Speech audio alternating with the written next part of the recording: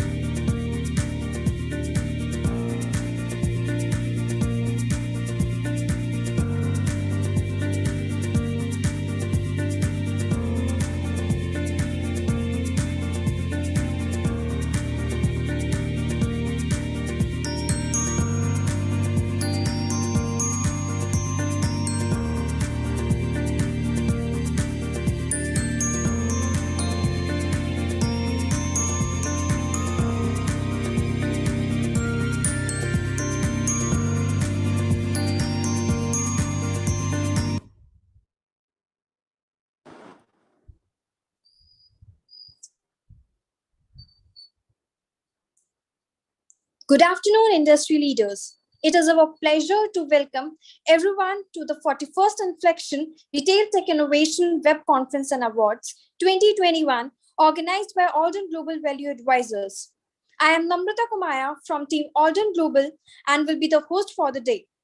Inflection is a series of web and physical conferences and awards across Delhi, Mumbai, and Bangalore. Today, we are joined by top technology, marketing, and business leaders of India to make this conference an exciting communication platform for sharing best practices, roadmap to the future, and innovative technology solutions. The conference theme is Transform to Outperform in Retail. Today, 150 plus CXOs and more than 350 plus attendees have registered to gain insights from top leaders. Now, I would like to start the first panel discussion of the day, and the topic for the panel is the journey from retailing to e-tailing. Here I call moderator Mr. Ashish Pandey from GSK Consumer Care, Anil Menon from Lulu Group, Sandeep Jappal from Jubilant Foodworks, Vipin Luthra from PepsiCo, Yogendra Singh from Barista, Harshvardhan Chauhan from Spencer's Retail, and Arun Narayan from Titan Company. Now, I would like to call the moderator to start the panel discussion. Thanks a lot, Namrata, and what a fabulous opportunity. What a fabulous opportunity. And looking at the names, I'm really excited. I'm very, very excited to see all of you. I think we have done a it will be good if we can do a very quick round of introduction for audience purpose as well. So I'm Ashish Pandey. I'm based out in Gurgaon, and I look after technology for GSK in India subcontinent. So over to everyone. I think we should follow an order that will be much easier for people, right? So can we first go with Mr. Anil Menon? Hi, thank you, Ashish. So my name is Anil Menon, and I head IT for Lulu Group India. We are largely into retailing, malls, hotels, logistics, and flight kitchens. That's more of the portfolio. I've just recently joined in Lulu. Great, great. Good to know you, Anil. Uh, Over to you, Mr. Sandeep Jabbal, VP IT Jubilant Foodworks.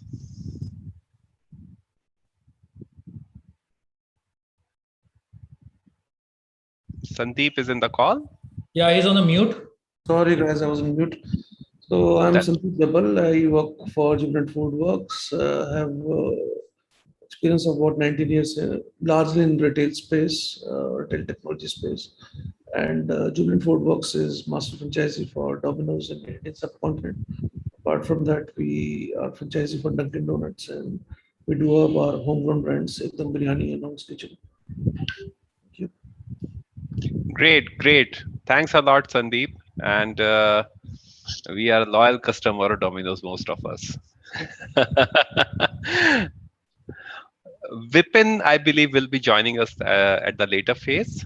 I have already told about myself. Mr. Yogen Singh, Head IT SAP, Hi Barista Coffee everyone, Company. my name is Yogendra Singh and I am heading IT and SAP for Barista Coffee Company Limited for the business in terms of domestic and international, and I am taking care entire portfolio in terms of IT and SAP. That's it.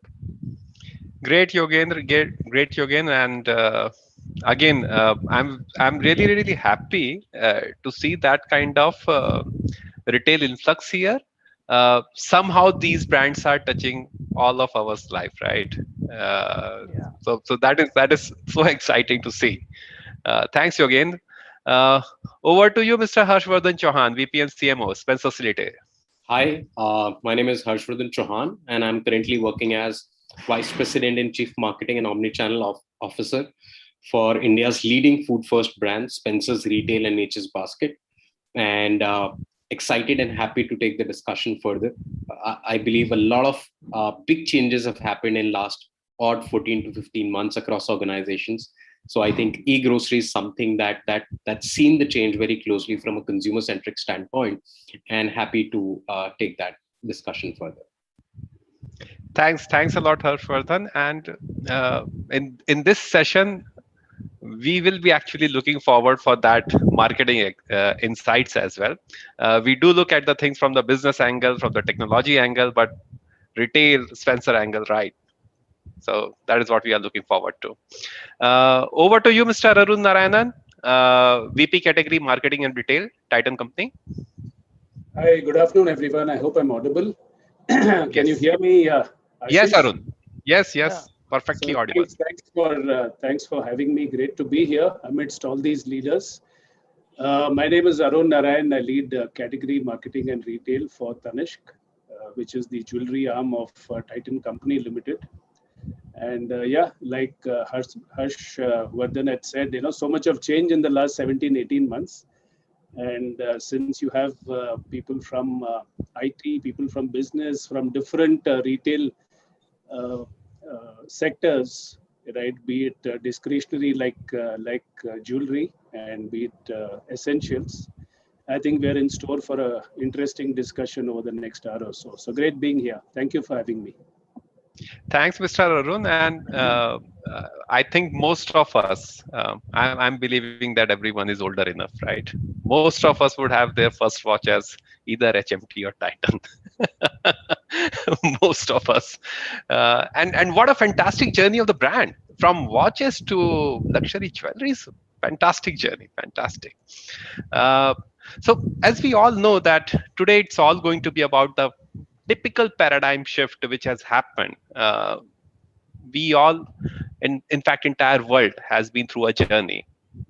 There has been presence of products, things available all across. Now we are seeing a drastic, comparatively new shift towards e-tailing, right? How do you see and I'm going to pick. I'm going to ask question. I'm going to call out names, and that way it will become very easy. Uh, and I will first ask this question to Mr. Sandeep Jabal. That uh, Domino's effectively has been a into a delivery segment, right? It has been like you order pizza and you get it delivered. If I speak about the model, the model which was initially developed, it was thought of as people will be coming in, or it was more relying on ordering. And of course, ordering has boosted up a lot in last 2 years. We have seen it phenomenally. So, what was the initial conceptualization, and what are the thought process of the targets right now? Thank you. Very surprisingly, yes, we are known for delivery, but business pre-COVID was 50-50 into delivery and dining space. So we had a good, healthy mix of dining customers as well as delivery customers. And there was a overlap as well between the both customer segments. Post COVID, yes, there has been a dramatic shift towards delivery. Even when the restaurants have opened up, people are sticking to delivery. So delivery is, of course, a very large percentage of business today, and that has definitely, shaped the way we are opening new stores. So we are focusing more on delivery and carry out, and we are trying to get into formats. Of course, it will depend on the location to location. So we're trying to get into format which are delivery intensive and with less dining space, so that way we get returns or payback in shorter time. So that has definitely changed the consumer habit, and we have reacted to that by changing the formats. Of course, dine-in will still continue in specific catchment areas, particularly areas like malls or corporates or food courts. But yes, we have reacted in a way to change the store formats to address the consumer needs and in a way get a faster payback on our investments. Mhm. And if I try to understand, Mr. Sandeep, you see much more penetration right now. If I speak about consumer segmentation, which keeps increasing, so the penetration is much more because of online. Do you see that happening? You can say yes, because the options were quite limited during COVID. Not all food chains were able to operate. Those who were only dining focused were not able to convert into delivery.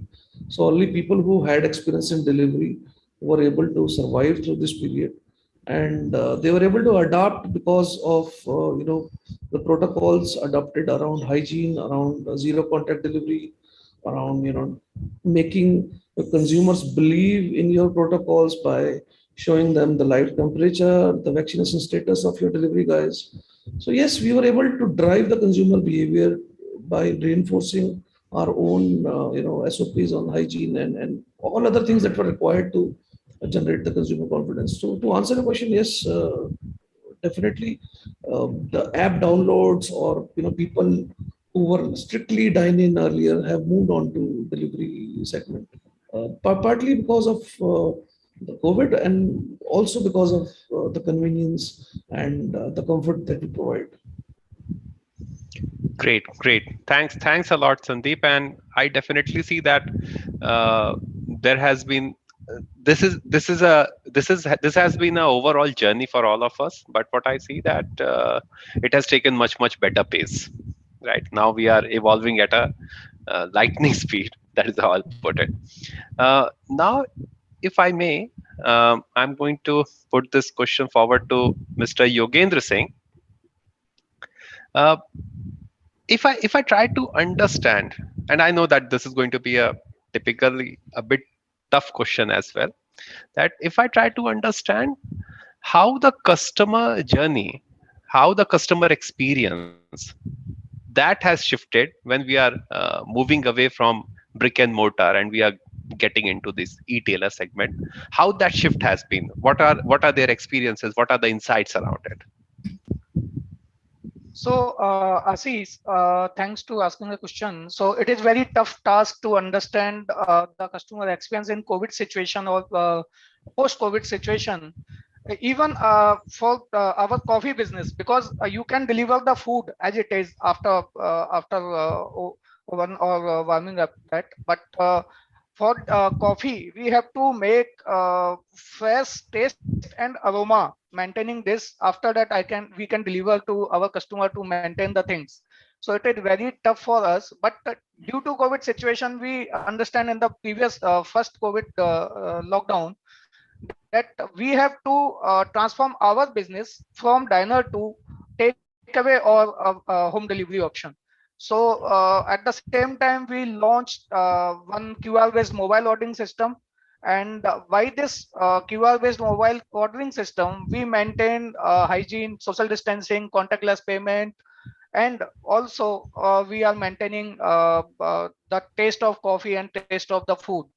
But the one thing is very tough to understand that because see, every restaurant chain or every coffee business is belong to luxury. So every customer is want luxury. Suppose someone wants to meet someone, so they prefer to go into the coffee shops or restaurants. So these type of experience we can't provide by these type of platforms. You can start your business by e-commerce platform, by mobile ordering system or whatever, but such experience you can't provide to the customer. So for that purpose, again, again, restaurant chain or coffee businesses have to start the diner business properly. Sounds awesome. And while you were saying about the experience, right, that you cannot provide the same experience, I was thinking a lot in my mind that one of the major thing which we all do is we want to visit coffee shops or likes of barista, Starbucks, and everything, and we want to sit there. We want to bask in that their ambience, right? Uh, right now we see that pizza is getting prepared in front of you in the delivery man, which is just like staying beside your home, and you can pick it up. That day won't be far, that we'll be seeing that there is a van you can get in there and have your coffee as well, which will be close to your adjacent to home. Right. So looking forward to those kind of real things. uh, coming to Mr. Harshvardhan Chauhan, Spencer Retail. uh, so now this is a real retail segment, right? uh, how do you make sure that consumers or your customer which are seeing things, how they get the concept of quality here, how they can see that the product which I am thinking to buy, the product which I want, they are attuned to the right kind of quality standard, because the look and feel is not there, right? So Absolutely, Ashish. Ashish, let me break that down into how the entire experience has essentially flip-sided in last 18 months.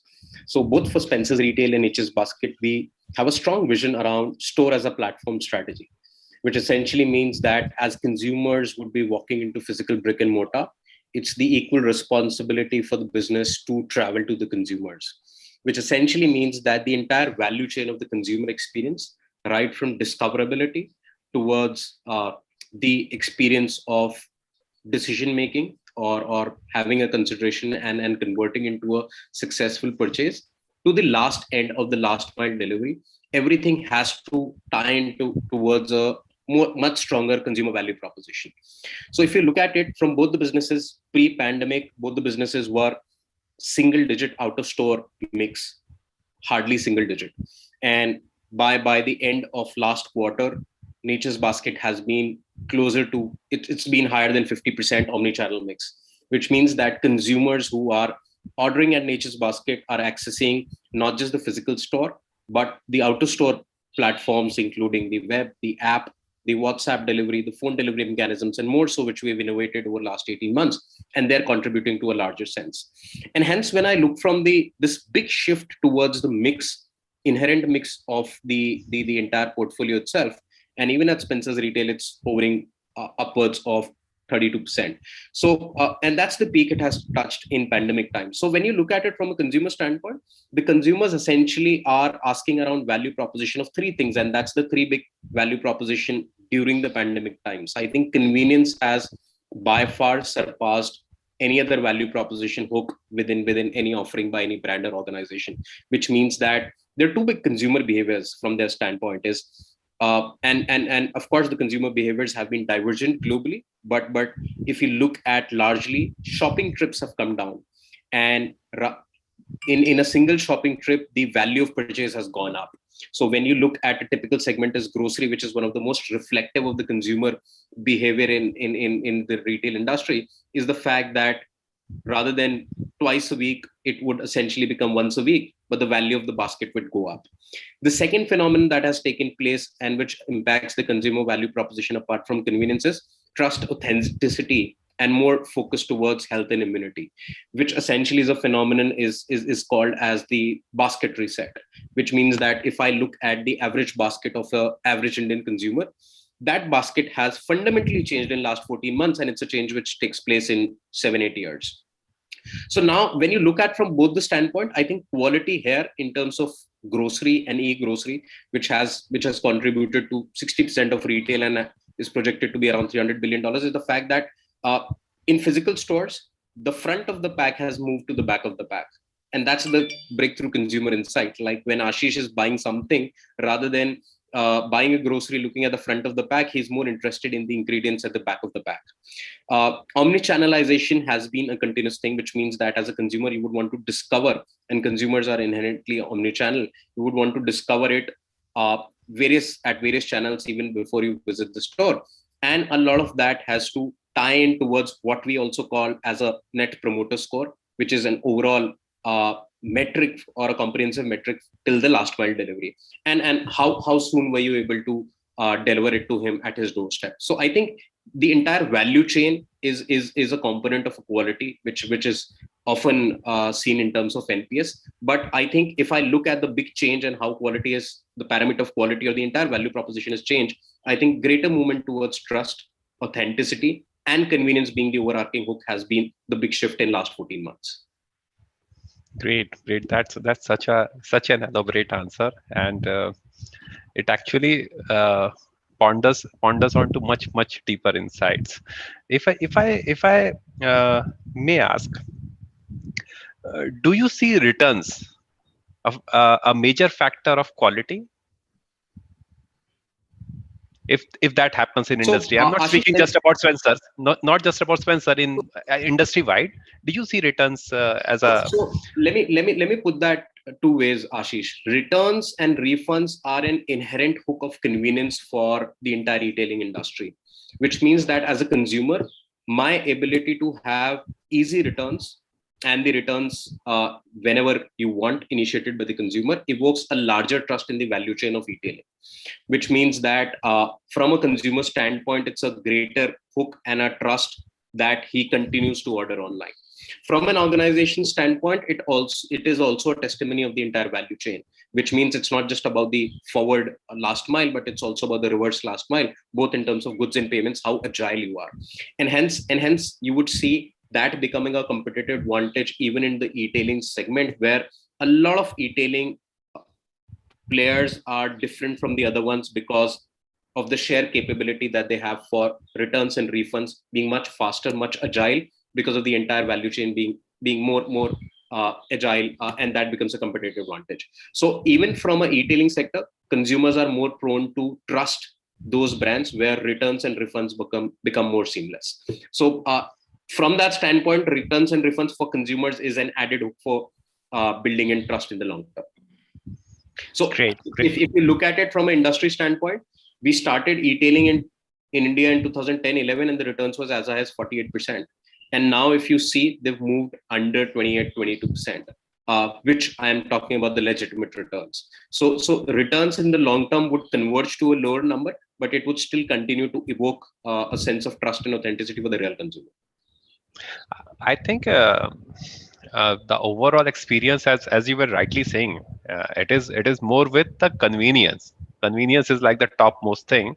I should be easily able to buy it. I should be easily able to return it if I don't like, because that is something which we are harping, that without even showing the product, we are sending it to you and you should be able to return it. So great. Thanks, Arshad. And Yogendra, you were raising your hand. You want to say something? Yes.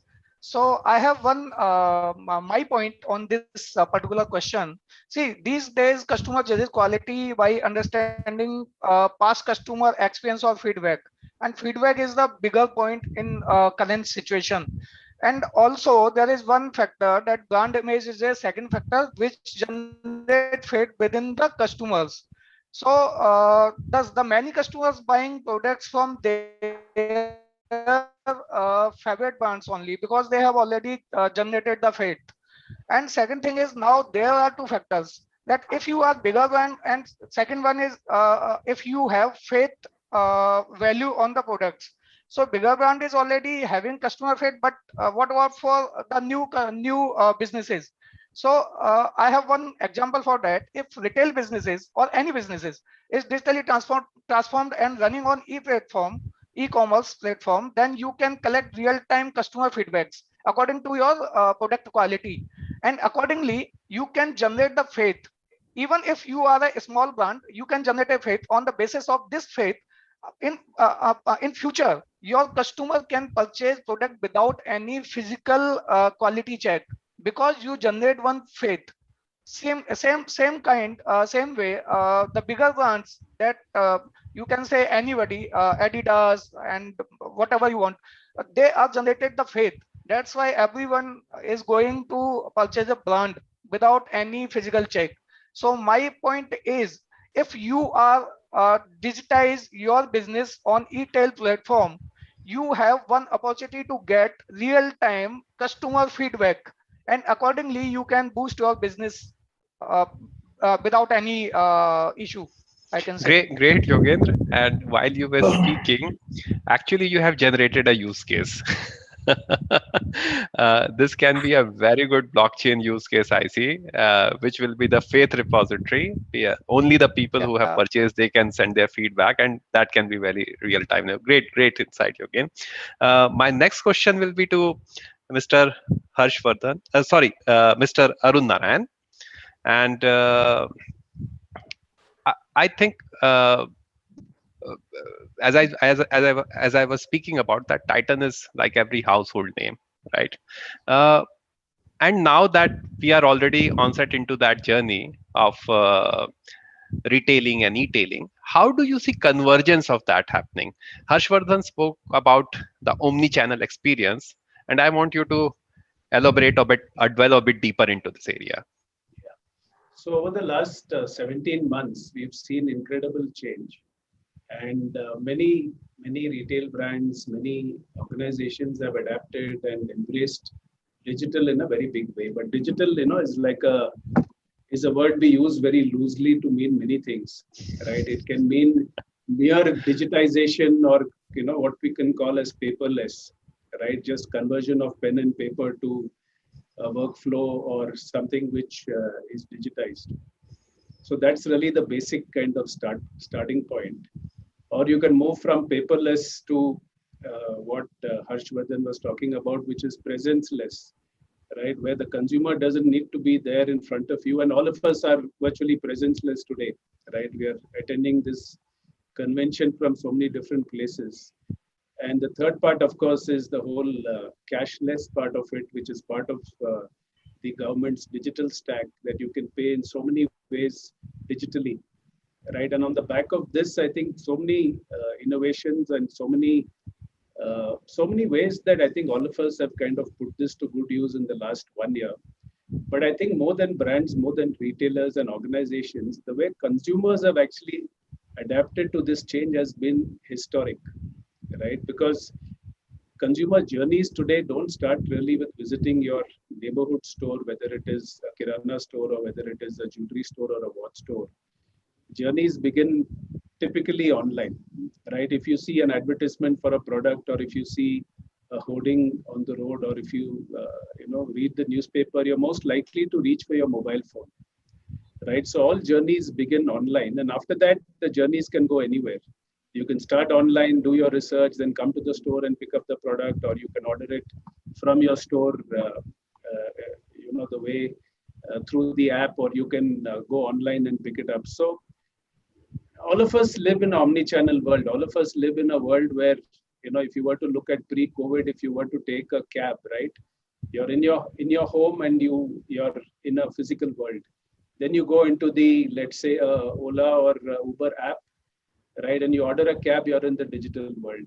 Then after ordering, you come back into the physical world. You walk up to your gate and then you enter the cab and then you're in the physical world. And then when you have to make payment again, you go into the virtual world. So journeys are all mixed up, right? And it can start anywhere and end anywhere. And as long as you give a seamless experience to people where it doesn't matter, you can begin your journey anywhere, but the journey is unbroken.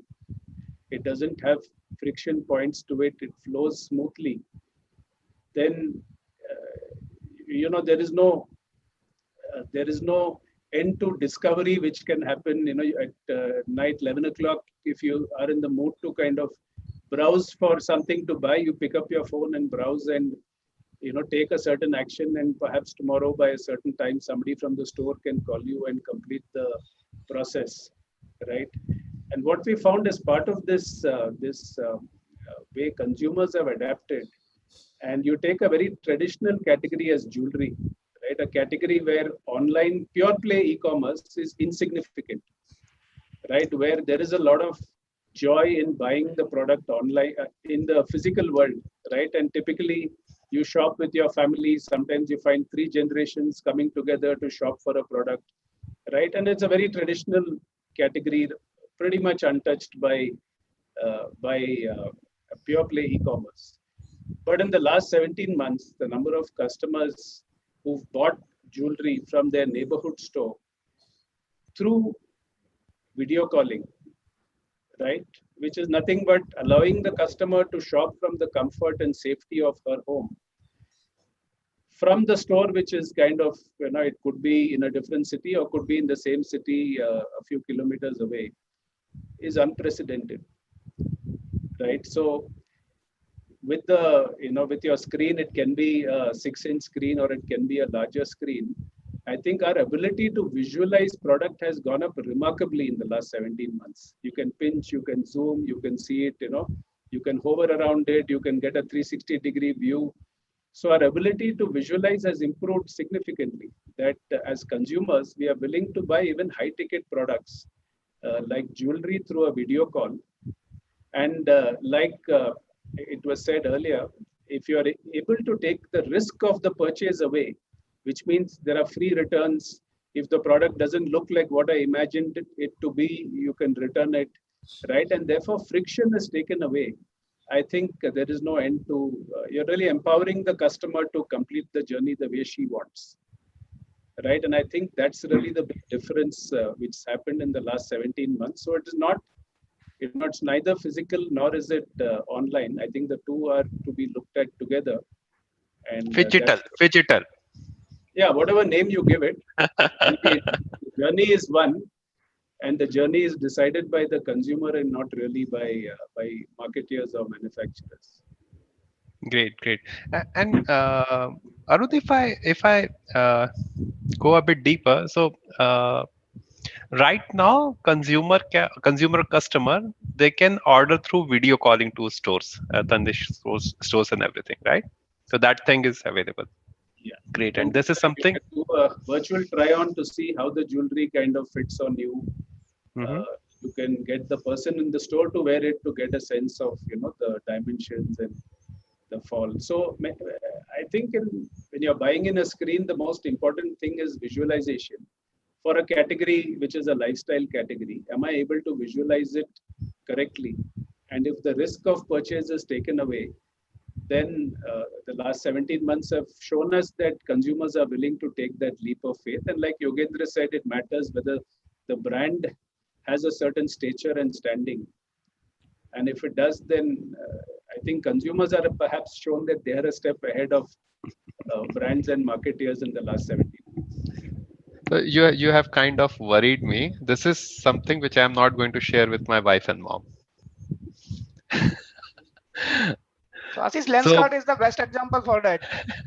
yes, You yes, can it buy is. all specs without any budget. That's right. And I think they started with that.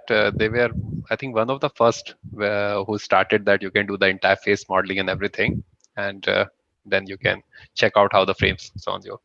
So coming to Mr. Anil Menon, head IT Lulu Group, and I want to ask a very specific question.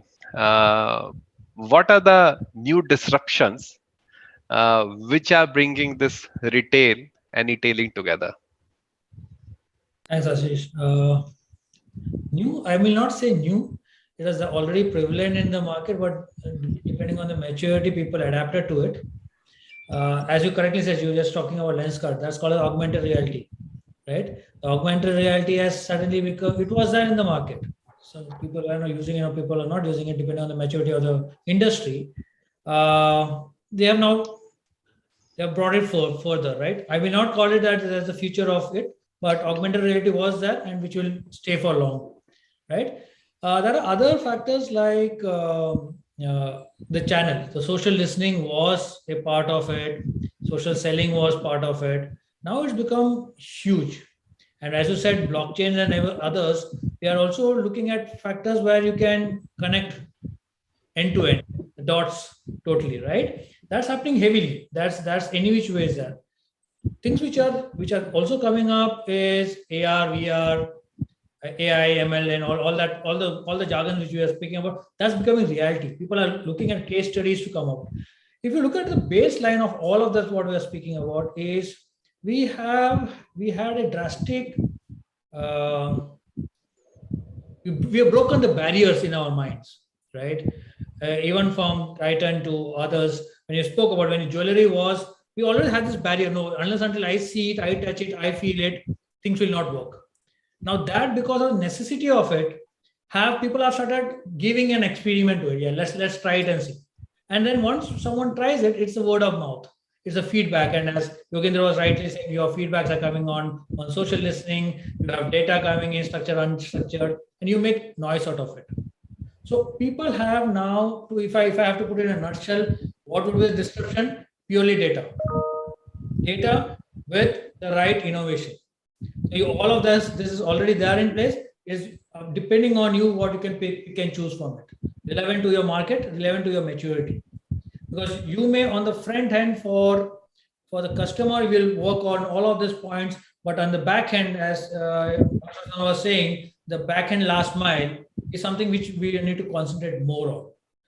While you are trying to deliver this, your delivery should make sure that your internal organization, the culture should adapt to these changes. It is not only one-sided part of the coin. You should see both sides of the coin. Is what I think is the major disruption which is going to come up. Great. And I hear a common sentiment with all of you. There is a huge emphasis on MarTech, the marketing tech, right? It's about bringing in the consumer or customer and making them play with technology.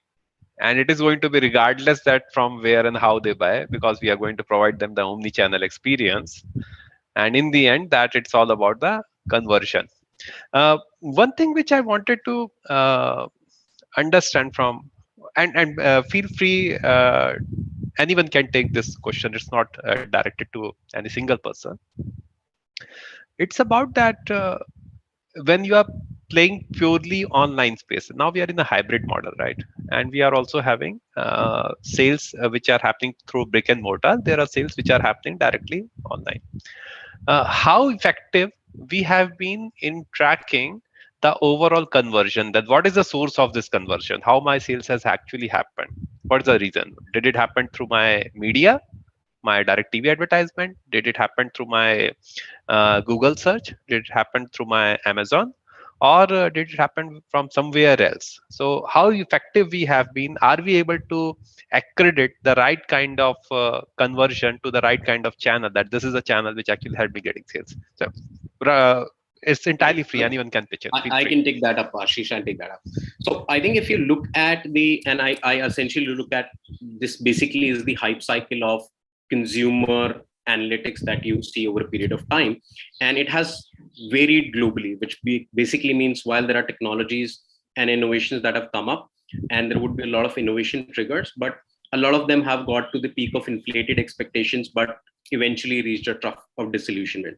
But largely, if you see in both the worlds, there has been a significant chasm, which means that the traditional consumer analytics or the ability of organizations to attribute their sales to respective channels traditionally was largely absent, which meant that if you look at the traditional organizations, they would find it hard to attribute saying that whether it was the newspaper or the radio or the television coming in, right?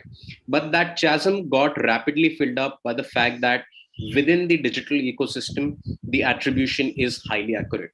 And that essentially moves through an array, right, from precision marketing to moment of truth marketing to attribution to respective channels. And even on the digital side, two basic developments. One is the advancement on the CDP front, which is the consumer data platforms, which essentially allows on the digital front for brands to dabble deeper into consumer attributes, what they buy, where they buy, etc. Second, apart from that, even on the supply side for the digital advertising, and now if you look at uh, the top 10 companies in media in 2020, on number 3, you will see Google, which has surpassed the big media houses like Dizzy and even the Times of India, which basically means that the digital advertising expense has moved upwards of 48% in the country, and it's moving up. And that entire part of ecosystem is connected on the supply side with the DSP players, is connected through attribution, where you can really tell that not just in the digital ecosystem where the consumer came from, you can also tell that he possibly came while he was playing on a game, mobile game app, right? Or he was shopping on another website. He came from an affiliate channel, so on and so forth. So that part of the ecosystem is pretty closely knit and tied up with the consumer data platform. It allows you to build the second layer, which is the SVOC, which is the single voice of consumer.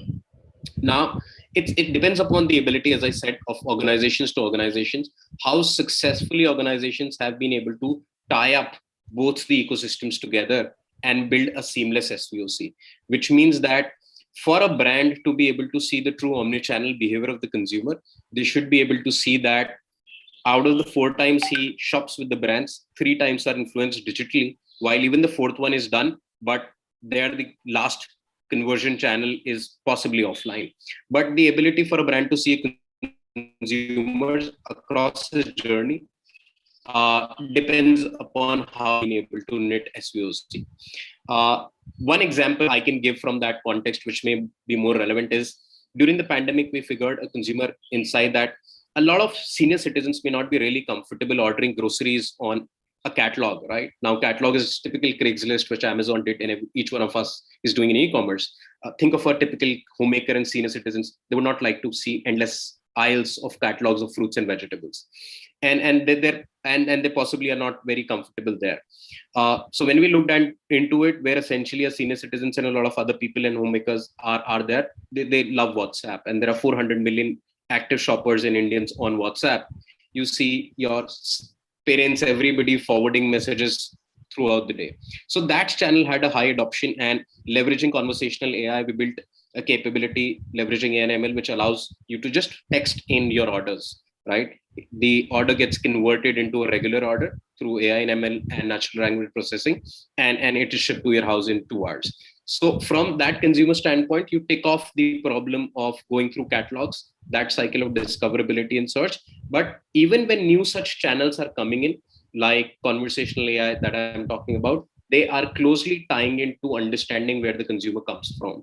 So that's the chasm. While the new age platforms are able to have a very precision attribution for consumer analytics, the traditional ones still move apart. However, even there is a large movement moving from television and radio, which have now also moved to their digital platforms, like on the OTT side of it, or even on the digital radio side of it. I think there the attribution is getting together. Thanks, Harshvardhan. And I will ask this question to Mr. Sandeep Jabal. And getting here. So the attribution of sales is right away possible through whenever we are doing digital advert and we are asking people to purchase something, right? That time attribution is entirely possible. But when people are coming to your store, are you able to segment or attribute that how that conversion is happening? Because it's a very, very mystery place for most of us, right? So are we able to put the right kind of attribution mechanism that it happened because of media or even digital marketing? Do we have any mechanism, anything just to trying to understand. Couple of things we are able to track. Of course, new product launches is one thing. Any discounts that we launch or promotions that we launch along with payment partners, so that is clearly attributable. Then, if there is a variation, I mean, for how do we track that, that it is associated? We do that by we know because we are able to identify the consumers. So we know that what's the frequency of this consumer, and if there's a change, then we try to do the reasoning. And the reasoning usually falls in these two, three categories. One is the new product launch. Second is new store opening in that area, because in order to fulfill our delivery promise, we keep adding stores. Moment a store, I mean, you very frequently will find 2, 3 stores of Domino's within 1, 2, 3 kilometer in large cities, and that's only to cater to our customers in 30 minutes or less. So Very the stores are split, the new stores are added. So these are reasons. And of course, we do our pan India, TV ads. Then we are able to reason out, because if we do a campaign on even digital campaigns on safety, hygiene, during various phases of COVID, and the vaccination drives that we did, and the recent TV ads. So we are able to do a large part of association. But of course, there will be certain segment where we will not be able to capture, and that will be left to interpretation of marketing wise. great, great. And very interesting analogy actually. You are so right that if I'm visiting a store and if I'm asking for a new product which I have seen only in digital or someplace else, then that attribution can right away happen. Great thoughts. And Harshvardhan was pointing at CDP, right? Consumer Data Platform. So again, this question is open to everyone. I'm hearing a lot about zero party data, first party data, second party, third party, all kinds of data. We all are hearing about it, right? And it's about that how we are getting the data of our consumers and customers. And to all the audience which are looking at this conversation, do have a look at these things as well, and you will get a sense that what we are speaking about. So if I speak about consumer data platform, it has become very prevalent in likes of US, likes of China. How do we see this entire thing evolving in India? That is my first question. And my second question is around that how do we see privacy impacting the development of this entire platform? So question is open for all of you. Anyone can answer. I can give my opinion, Ashish. So I think Sure. In India, yes, unfortunately, the data privacy regime has been very loosely held. Very unlike a European Union, where you would have a very robust GDPR law, the General Data Protection Guidelines, which has higher penalty clauses stretching as high as 4% of the revenue to do one. And their consent and the clear segregation between personalized data and non-personalized data is very clear. However, in India, we and most developing organizations, and that's the larger growth story also, which is a positive point, that we see a larger digital penetration coming up because we are not so finicky about segregating it so soon. So I think from that standpoint, that part on data privacy still looms. In fact, to this, I have a quote, like a lot of people did not really believe that how data is valuable to them. So there's this guy called Ben Abini in London. He opened a store saying that if you share the last 4 phone numbers in your phone or a few pictures, he's willing to give a merchandise free. It's called the dollar store. So he's trying to tell people how your data is valuable. Your phone numbers mean a lot to me. He gives a mug or a T-shirt free. But I think in India, on the data privacy front, while officially we know that the B.N. Sri Krishna committee is working on that front, but I think from a brand's perspective, what is very clearly seen is the consent regime, which is clearly followed. But having said that, your first part of the question with regards to data, now globally it's realized that organic data does not hold much meaning until unless it's enriched with a whole lot of ecosystem data. You could call it second party or third party, etc., which basically means, let's take the context of a shopping mall, right? It's not about the actual transactional data which gets clogged at various retailers within the shopping mall. It's also about, let's say, the microprocessors who are now we have more advanced Bluetooth and NFC heat maps, which are also tracking the movement of consumers, saying how many stores does he visit in a trip. That kind of secondary data also enriching the transactional data makes a lot of sense. Then that getting added and enriched more with, if you've run a campaign on Facebook saying that if by 8 p.m. if I were Coca-Cola, I wanted to reach out to consumers at 8 p.m. who are going to Pizza Hut, because Pizza Hut serves Pepsi. And that's a remarkable problem statement for Coca-Cola to follow, because that's the time is dinner time and they would want to do it. So that's when they would want to run their ads on Facebook. So again, data from third-party affiliate channels, advertising channels being fed into it. And until unless that is enriched, that data layer does not really become important for actionability for the brand organization in the long term. Having said that, tying it up with the first thing that I said, it has serious threats of where is the fine line between data privacy and data sharing where you can maintain. So if I were to come back and say that what really is the way forward right now, we're relying on the fact that consumers will be more proactive, leveraging their own data, and brands will be more proactive without a formal regulation. But I think then in the long term, GDPR and the lines of that is the way to go in terms of a data privacy ecosystem.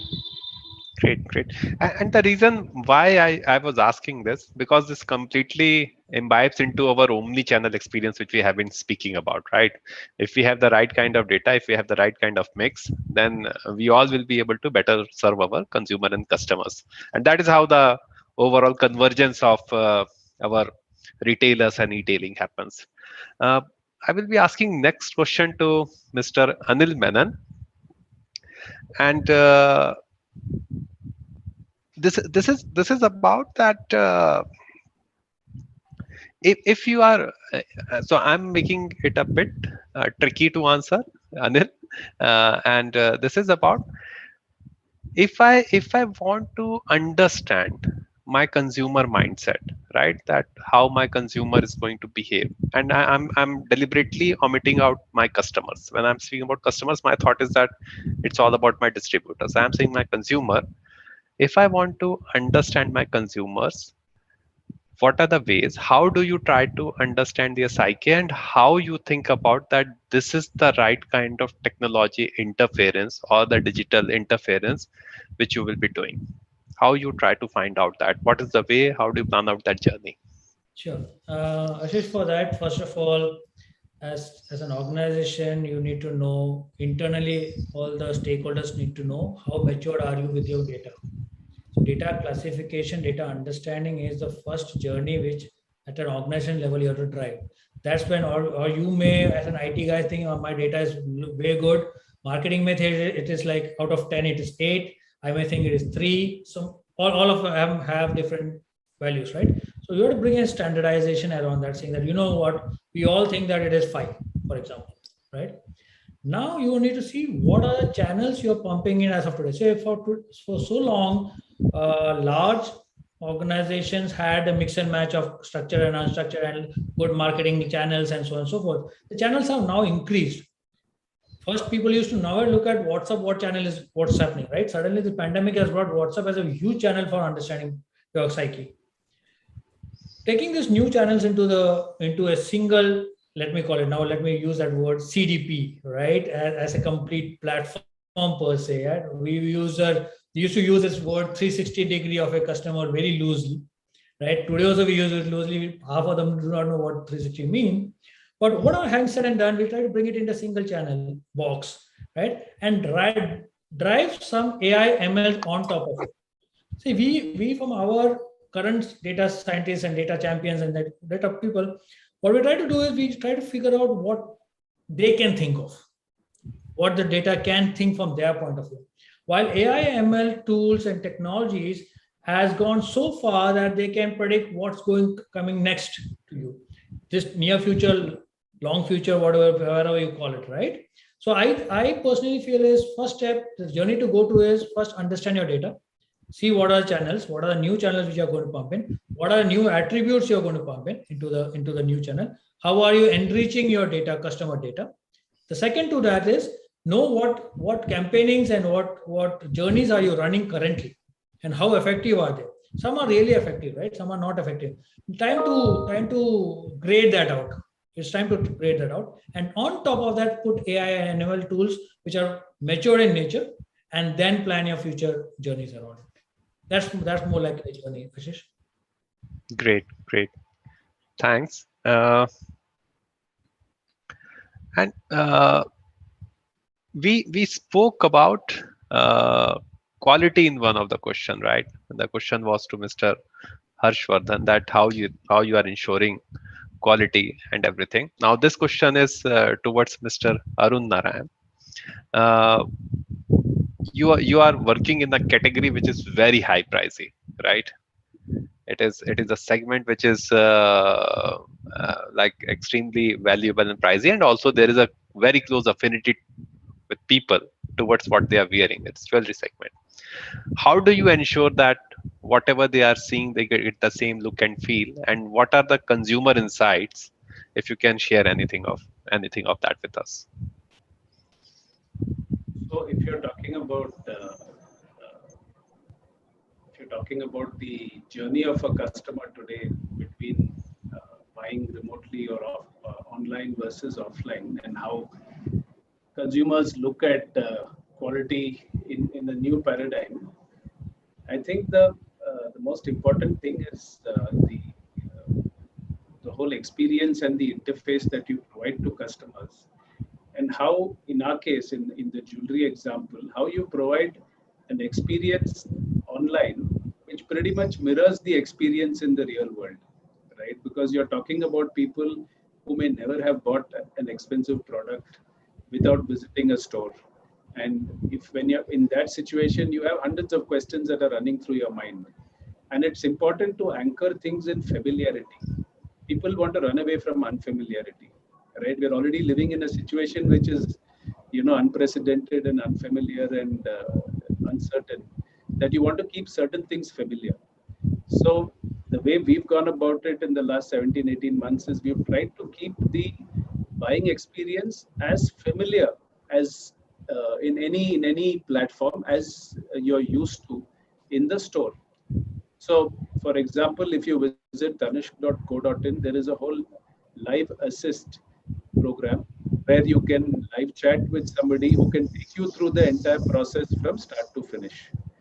Right. So the whole idea is to make it seem like you've entered a physical store and you're sitting along with the store assistant who takes you through the whole process. So you don't feel overawed when you visit a website and you don't know where to start and what to click and how to navigate, right? Because we have a whole lot of people, a whole generation of people who are online who have never bought many things online. And I'm talking about, let's say, 17 months back, right? When a whole lot of people were compelled to buy things online who've never done that before, right? So I think familiarity is the way we have gone about it. So there is somebody to kind of guide you through the pace and take you through the paces. There is a mixed reality, meaning you can do a virtual try on and see how the product kind of looks, and how it's likely to kind of look on you. You can do a live video call on the website, so somebody is there to kind of interact with you pretty much like how the interaction happens in the physical world. And we believe all these things give assurance to customers that they are actually making the right choice, and it takes away that friction or uncertainty or risk that am I making a mistake buying in this fashion, right? And at any point in time, I think if we were to solve and not sell, the focus should be on solving and not selling, right? And if you just focus on solving problems for customers, I think the selling part is just natural, right? And Wow. what I think was said earlier also of senior citizens not feeling comfortable buying products, right? So you're solving. So if you approach through that mindset, we're all the time trying to see, okay, what is the friction in my business and what are the problems and how can I solve?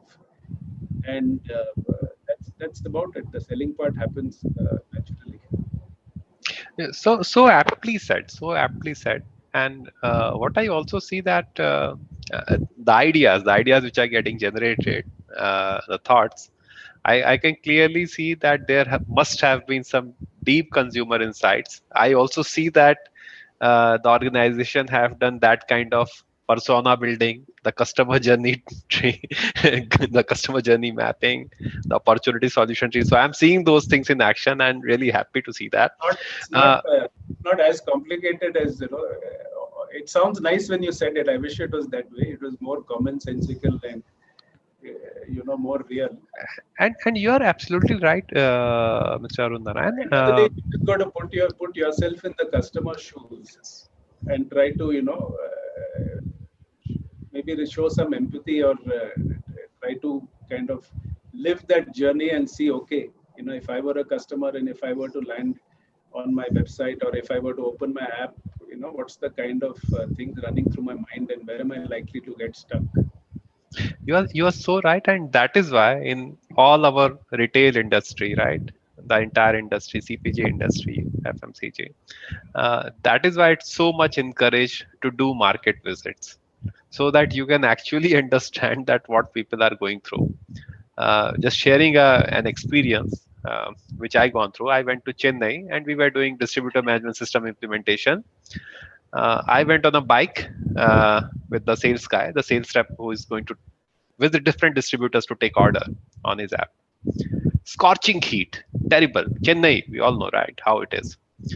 Uh, so we are looking for the systems and things which help them, and then it started getting into my mind that if I'm not able to make this person life simple, if he's losing 5 minutes or 10 minutes during his tough schedule and this guy has to visit 30, 40 odd stores. If I'm not able to do this, then shame on me. So that is how, so very, when you use the word empathy, that so much echoes that how we are actually going to solve it. Very well positioned. Uh, with us, we now also have Vipin Luthra joined. She dropped. Namrata, Sandeep. Yeah, she has dropped because she has a leadership meeting. So Okay. she has joined. Okay. Not a problem. Not a problem. So this is going to be another interesting question. Again, it is open for everyone. Now, earlier we were managing, like most of us, we were managing physical stores only, right? Then we moved into e-tailing, e-commerce segment as well, where we are not managing most of the things, or we are having some warehousing things, and we are directly shipping most of the time. So we are having some partners with whom we work with, and that is also a management part, which also we are managing. So of course the channel has increased. Now we have a mix. We have offline, we have online. Now, if I speak about the cost, which are getting into both the models, and if I speak about the revenues, right, which we are getting from both the models, there is an optimum mix, right? But how all of you see a pattern emerging? How do you see that offline will keep increasing with online, or do you see offline will shrink, online will increase? Of course, online is not going to shrink. We all know that, so I'm not going to ask that. Just what are your thought process as an industry, how it's going to shape up? I'll pick that up from a grocery retail perspective, Ashish. So I certainly see a larger convergence, and I'll put two precepts up front. One is, if you look in the West, let's take the example of an Amazon Go store, right? Or Amazon acquiring Whole Foods itself, which is essentially an example of furthering the value proposition. And I'll come to, we'll see the convergence. If you look at back in the East, the 64 Homa stores by Alibaba, which are the cashless grocery stores, which basically do a 30 minutes delivery within that catchment, are another example. So what you see globally is different people call it differently, but the notion is very clear. While consumers are inherently omnichannel, organizations need to become inherently phygital, which means they need to have or build the capability to operate at the cusp of physical and digital. And that's what we're consistently seeing. The other way to see it is the the increasing disruption of the efficiency frontiers of the industry. So which essentially means that if you look at any industry, let's say a CPG, between two variables of the willingness to pay of consumers and the fulfillment cost of the business itself. So let's say if there was an organic farmers market, consumers are willing to pay more because you perceive that it's organic, right?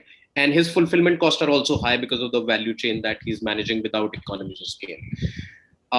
Then comes a bigger player like a Best Buy or a Walmart. And even as consumers, you are expecting discounts. He also has economies of scale. And eventually Instamart, Big Bazaar, and as I said, Homa stores, etc. So continuously, the existing efficiency frontier of the industry is being disrupted to move towards the right frequently. And the recent example of social commerce of China's Pinduo is another level into disrupting grocery and retail.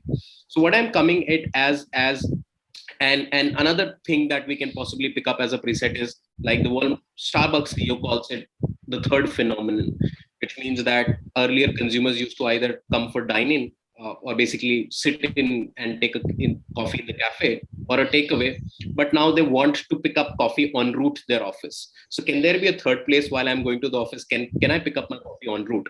Could be a small vending machine of that form. The newer innovations, especially in the grocery, book online, pick up in store, curbside pickup, virtual web rooming, which has become very active in the non-essentials category, a large part. So it's vaguely said it's around, and what we see internally, 12% of the non-essentials, which is fashion and general merchandise shopping, is happening through video calls or what we call as web rooming. So rather than showrooming, it's a web rooming phenomenon. So in a nutshell, what I see, Ashish, is the entire industry is converging towards a deeper digital phenomenon. And the psyche is inherently changing. If I look at it, the 4Ps are consistently getting disrupted. For the consumer, it's no longer about the product and service you sell, it's about the platform. So you may be selling jewelry, you may be selling the same toothpaste, you may be selling the same grocery, but it's the platform that matters, and hence the shift from products to platform. Pricing has become more personalized, so that has changed from pricing to personalization.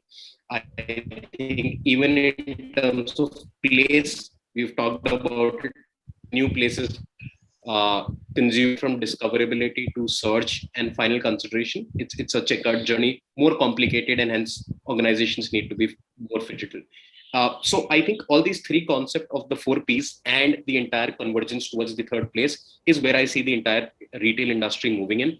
And even if you look at the larger macroeconomic divisions, modern retail in the country in 2 decades has been barely 9 to 10%. The Walmart's, Reliance Digitals of the world, right? E-commerce from a 1.56%, we are moving closer to 7.58%. So 85% of the retail in the country is there to get disrupted. The 60 million micro, small, and medium industries still are there to get disrupted. However, that disruption is more underlying with the likes of payments disruption. So they are either getting into the B2B commerce side of things, or they are getting into the e-supply chain side of things, where they are getting supplies through larger retailers. So I think the convergence is coming from both sides, but yes, the headroom is too high for this.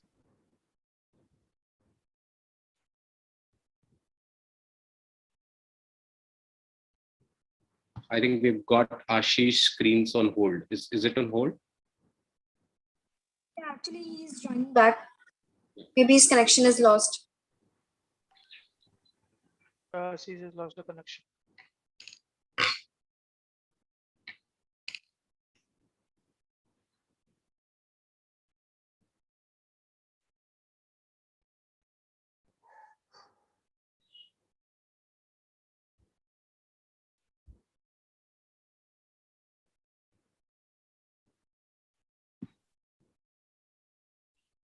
Meanwhile, maybe Arun, you can take it up further till the time Ashish joins in.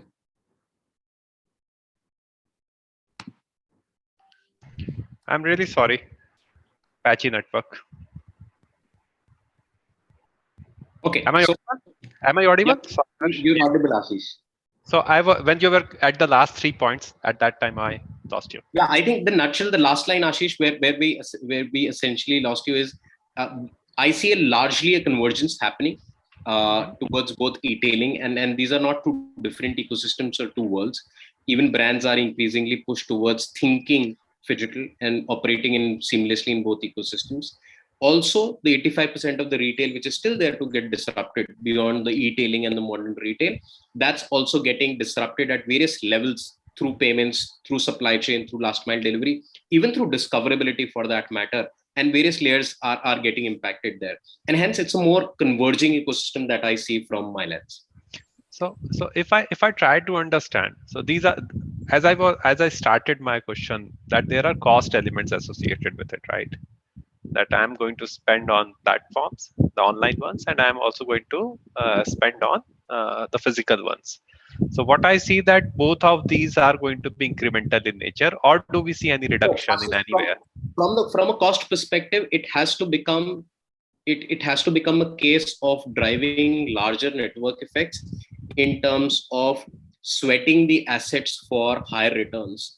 Let me give you a practical example. Let's say in the case of Walmart, it's not about the physical stores where consumers come in, but those stores are acting as dark stores where they are also becoming virtual distribution points for their e-commerce deliveries, right? So you are sweating the same assets to leverage and drive network effects and economies of scale for different kinds of channels, and they could be purely online, purely offline, or could be at the cusp of both, like book online, pick up in store, or curbside pickup. But the use case for moving the organization essentially, and how I see as a leader, is you have to look at consistently improving your overall value proposition, which means that if I were a brand where consumer used to come in, the value proposition is moving more towards convenience, where they have multiple views of picking up and not a singular journey. So you are basically strengthening the value proposition, and while you are doing that, a lot of other channels will open up, but they have to essentially sweat the existing assets in terms of OPEX while giving an incremental return on the upside of the total addressable market. So earlier your physical store had an addressable market which was 10% of something, and now since you've opened up to a larger catchment area because you're more open to omnichannel, you also have increased your total addressable market. So while you're aiming for a higher penetration on the addressable market, you also look at sweating the assets. The way of spending in both the ecosystems separately will not be a great business case. I think, as I've seen in so many years, organizations who are physical have thought about a omni-channel strategy as an exclusive channel with its own P&L has not been a great way or a unit economics positive kind of model. And hence it has to become a case of sweating the existing assets. Very, very good point. And I'm going to ask thoughts from Anil, Sandeep, Mr. Yogendra, and Mr. Arun Narayan. What are your thoughts around this area?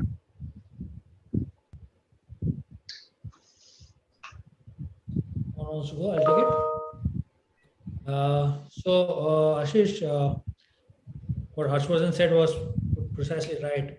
One aspect which we should also be looking at is, while we are talking about the 80%, 85% of the unorganized market, we need to see that this pandemic has brought them also on the digital platform with using WhatsApp as a channel. So they are also moving towards this whole unified experience for the customer.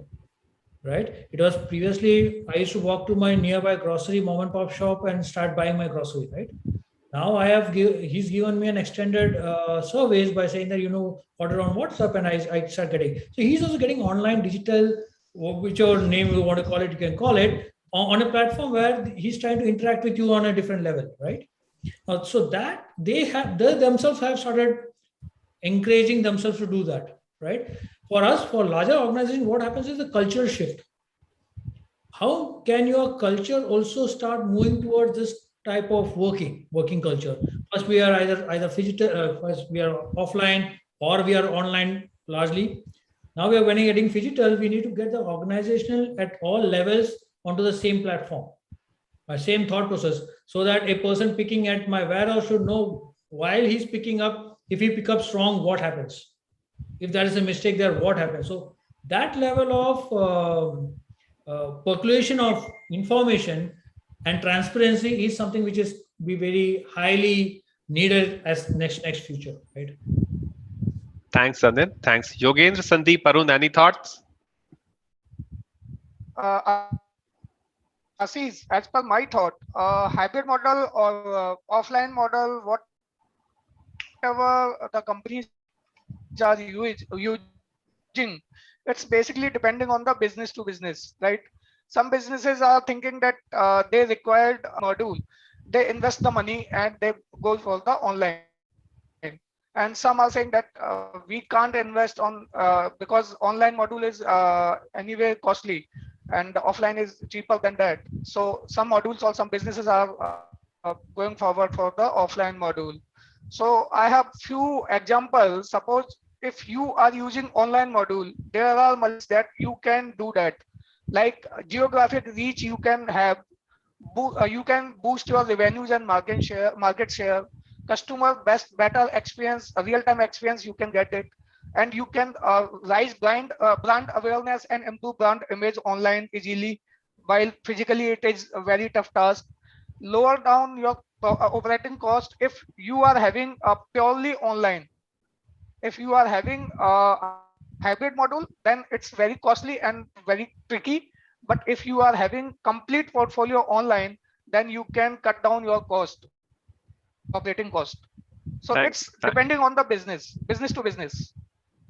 Thanks, Yogendra. And we have 4 more minutes. So over to you, Sandeep and I'll Arun. just take a Any minute and pointers? wrap it up. So I agree that it will be very category specific because uh, I was talking to one of my old friends in store in the apparel store in a mall. So I asked him that you started online business during pandemic. Now that the stores have opened up, uh, how are you seeing the mix? So he said the moment the store opens up, the online sales goes down and the shift of consumer from online to offline is happening. That's one part because I mean, apparel is a category where you may still want to, try it out, particularly fashion apparel, where you want to try it out, new styles. And virtual may or may not be a very good experience. Second is that asked if you have noticed some companies which started digital only also went to malls and put up their stores for experience, just an experience center, not necessarily for selling. So this mix will continue to be there, and I don't think one is going to eat into other shares drastically. And category specific, it will continue to be there. And if you talk about the food category also, we talk about which are the items very fit for delivery. Pizza, biryani are there, but dosa for delivery, we all know what happens to it. So and fine dining is another category in the food space where you want to go out and eat, not because you are hungry or you want to try cuisine, because you want to have a time out with the family and you want to enjoy the occasion. So I think this mix will sustain, and these situations like COVID may shift the balance in favor of one or another, but I think space will evolve. That's my take on this. I loved the dosa and this. I loved that I example. heated on the tawa before eating, so that's why I know it. I'm going to use it whenever I'm conversing with someone about these things. So over to you, Arun. Nothing more to add. I think they've covered the entire gamut. I only would like to reiterate that it's really about following the following the consumer and the journey she takes, because really uh, your first point of contact is your phone, is your that's your window to the world, and that's how you're really navigating many things, particularly in the last 17 months. And every consumer is doing research online, visiting stores or not thereafter. So there is that convergence, there is a parallel life that you're leading all the time, that you can't separate out the two. And therefore, if you look at it this way, the front door of virtually every brand or every organization today is your presence in the virtual world. It's your website, it's your social media handles, right? So it's an exciting 17 months, and I think the pandemic has really changed many habits forever. The kind of online behavior that we have seen in this 17 months is also, has been discontinuous, right? There's so much of let's say even like one of the most the big searches I'm told on YouTube is how do I do something, right? So there's so much of do it yourself mode also that we are in, right? That we are constantly searching for things to do ourselves, right? Looking for various channels where we can do things and enhance our lives. And yes, while there are reviews and there are people perhaps you look forward to from getting a feedback, but I think now consumers are also more confident on their own decisions and uh, happy to do their own research and come to a conclusion. So I think the word out there for retailers really is it's a empowered world. Consumers perhaps know more about your own product than the person in your store who's selling the product, right? So it's really an empowered customer, a well-informed customer, somebody who's doing so much of uh, planning and research before even thinking whether she should walk into the store or buy online or order through some other mode. So I guess as organizations, we need to kind of think of how to be a step ahead of such an evolved customer. And I guess the younger lot are even more evolved. So as time goes by, I think that's quite a challenge for all of us. Thanks a lot, Arun. And Namrata, over to you for any questions from our audience. Yes, sure. We have exciting questions from audience also. So the first question from Sameer Panchal. He's asking how technology is improving your retail operations.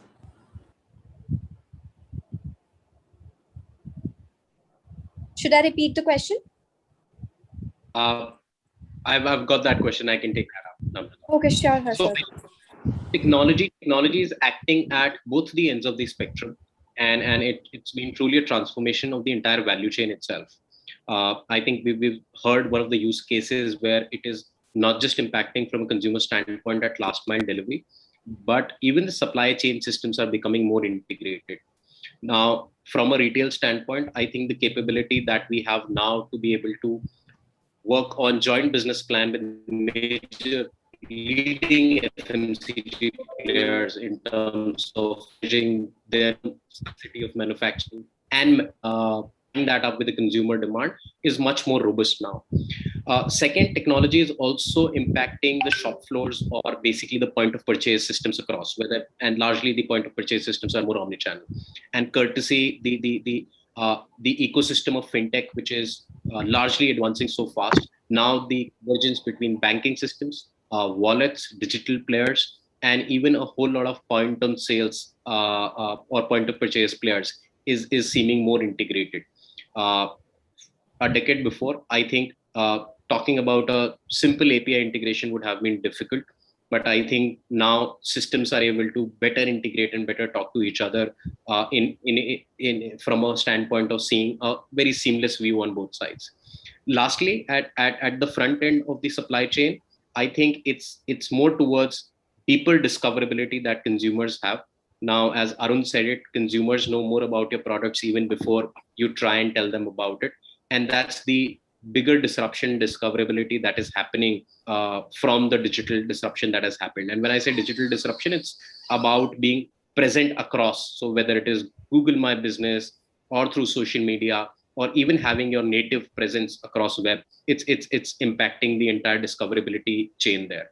So when you look at it from that standpoint, it's essentially the ability of organizations to tie up their entire value chain in a more integrated manner with a larger ecosystem, leveraging technology, but with a very clear aim to further the value proposition, which essentially means that it would be really, and I personally think that it would be really foolhardy to leverage technology to keep selling the same products and services that you used to a decade before. So while you are leveraging technology, the value proposition of what you give to consumers also has to enhance to be able to make the best use of the technology that you're leveraging. So I hope that gives a sense. Thank you, Harshvardhan. The next question from Shivali. She's asking, what is the impact of technology in changing the economics of production and distribution? Anybody can take this question. Okay, so I'll come in here with an example. Okay, that's quite a elaborate question that needs a panel discussion of its own. But I'll just give an example and linking up to what Harshvardhan had said early in the discussion, and also linking to the previous question on technology in retail operations. Right, I think uh, with technology there is, for example, a simple thing that we call as endless aisle, right, which connects all the inventory that is available in the ecosystem of the organization uh, into a single library or single catalog that's available at every point. And therefore, the biggest nightmare or the biggest thing that any person in the store doesn't want is a customer walking out without buying, right? What we call as a non-conversion. And one reason for that is I didn't find what I came looking for, right? So the same thing could be available in another store in another city or in some other point of stock, and therefore just bringing that together and providing the entire system availability gives you that economies of scale, that you are talking of. So therefore, if it's available in a store in Guwahati and the customer is in Chennai and you can tell her it's there, I'm organizing for it to reach within, let's say, 48 hours. It's a different situation than allowing the customer to walk out because you had no idea where, that you could fulfill her demand, and you don't have that inventory, so she's walking out. So I think technology in retail operations, I think there's a lot that many retailers are doing to improve customer experience and also simplify things for the person in the store so that he can do his job much better. And this is one example that I could think of.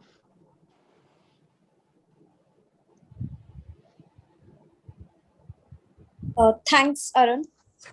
Next question from Rajesh. He's asking, how can retail organization find profitability and sustainability through technology in the future?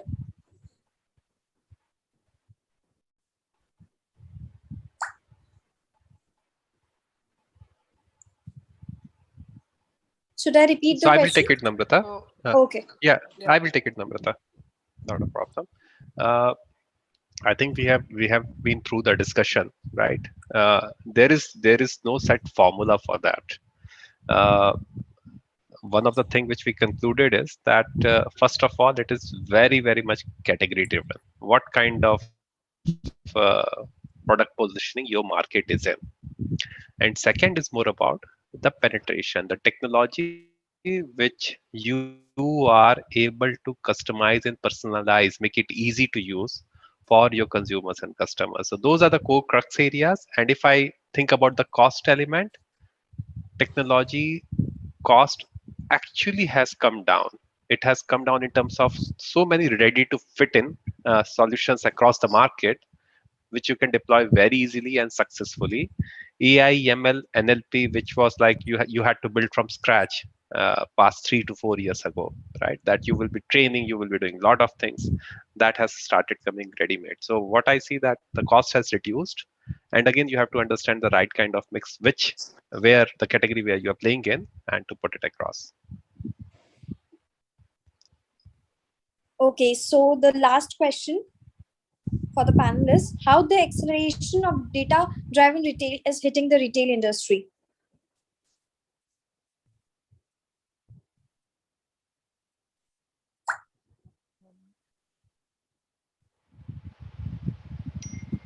Can you repeat the question, Namrata, once, please? Yeah, sure.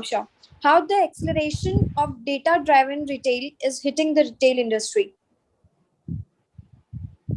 Anyone wants to take it, or I can take it? Okay, I'll just give a try to that, Ashish. Sure. So if you look at it, with the new channels coming up, as I spoke some time back, saying that the attributes of any element, maybe inventory or maybe customer, whichever you take, which side of the coin, has increased multiple folds. You have started seeing patterns towards it. There was one question: how does technology enhance productivity? This is one of the reasons. If I know your buying habits, I know what you're trying to do with what I have in stock. what is being aged for me, and so on and so forth, I have a better production line on by my backend, right?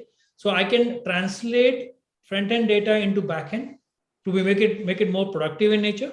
Secondly, with all these channels coming in and a lot of online presence coming in, I think we have gone to a phase where we have started finding new and new hyper look personalization, if I have to call. Let me use that word again and again, which people may abuse it for some time now, and or loosely spoken about. I think we are getting into more and more personalization, but we are in a world where we need to bring a privacy or a line or an edge where we do not go further into a individual space. That's the level of data which a retailer is currently engaging himself with, and these are the changes which data is bringing into the retailing part of it. So Anil, I have a real-time cases study for the same thing. Recently, we have developed AI application integrated with our CCTV cameras, and we are capturing customer age group, repeat transaction of customers to identify and to give customer personalization experience, queue management to minimize the waiting time, staff behavior with the customer so that we can express our thanks note to the customer in a better way, customer face expression on after delivery the order, so that we can understand that after getting the order, what is the expectation of what is the expression of the customers. Social distancing and the face mask monitoring of the staff is also the part of that. So these are the parameters we are catering and we are capturing with the technology, and because of this we are ready to take care of our customers to make them happy, and accordingly we can increase our business.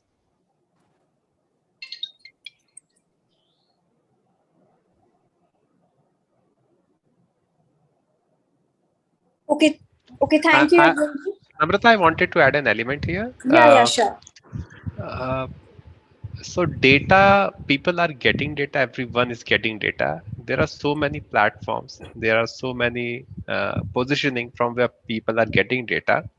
I think that there is a need of kind of a revolution or kind of an agreement.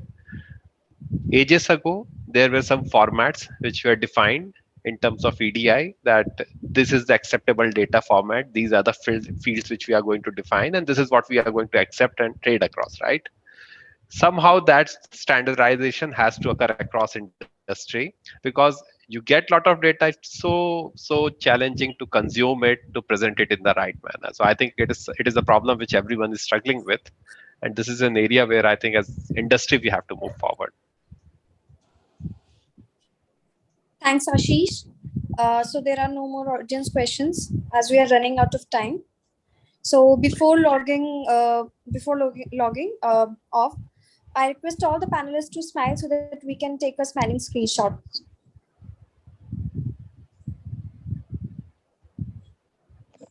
Thank you all. And thanks everyone. It was really nice to have conversation with you. Thanks Eldon team. Thanks Namrata. Thank you, Ashish. Thank you, team. If Thank you, Namrata. nothing else, I'm more learned today. So that is how I see it. So thanks a lot to everyone. Thank you all. Thank you all. Thank you. Thank you. Have a good one. Bye. Thank you, guys. Thank you. Bye. Bye. Thank you to all the leaders for sharing your thoughts. Thanks, Moving Namrata. further, thank you, Ashish. Moving further, we have another panel for the day, and the topic is retail, thriving in uncertainty and ready for future. Today, 150 plus CXOs and 350 plus attendees are watching this live on our website.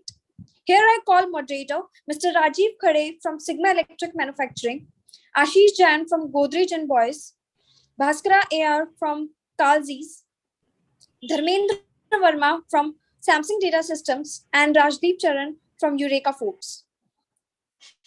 I request Mr. Rajiv to start the panel discussion. Namrata, hope I'm audible. Yeah, you are audible. All right. Thank you so much. Thanks, Namrata, for this introduction and also for this wonderful opportunity for a great discussion. So today we have a very relevant topic as to retail industry.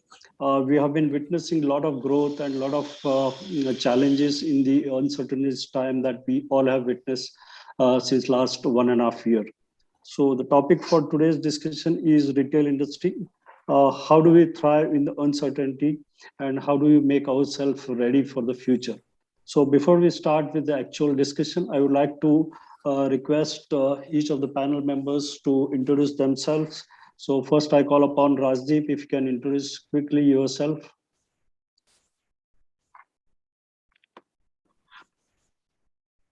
Rajdeep, you are not audible.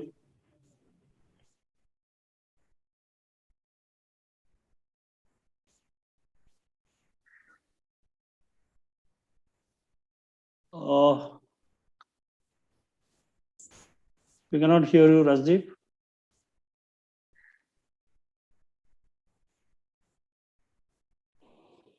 Rajdeep, you're not audible.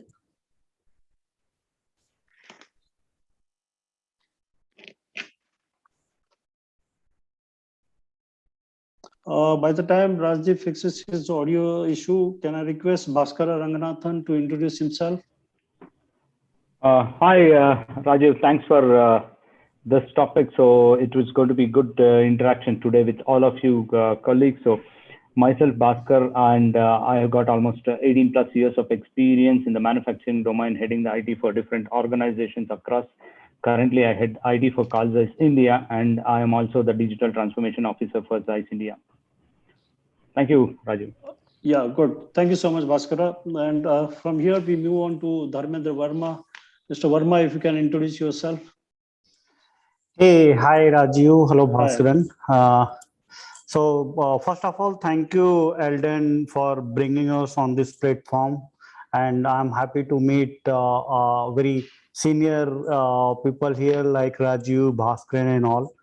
So myself, Dharmendra Verma, I'm having around 17 plus a year of experience, wherein the rich experience I'm having in Samsung, around 13, 14 years. And I am actually my specific portfolio is I'm responsible for overseas delivery and transformation for digital world. Good to hear that, Dharmendra.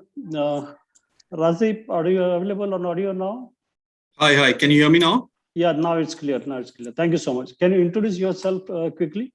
Yeah. Hi. Good afternoon, everyone. My name is Rajdeep. I am currently looking after the CRM and consumer experience at Eureka Forbes. I have a prior experience of working in a telecom and advertising agency. Okay, good to hear that, Rajdeep. And I feel that a very relevant panel members here for the topic of today's discussion.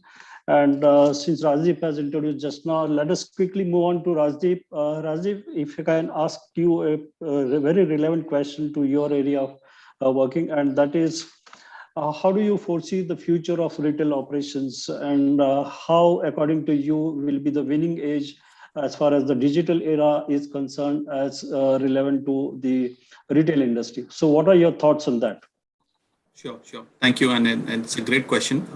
Let me just begin by saying currently, as we all know, due to the various reasons in the market, the whole retail industry is going through a significant transformation.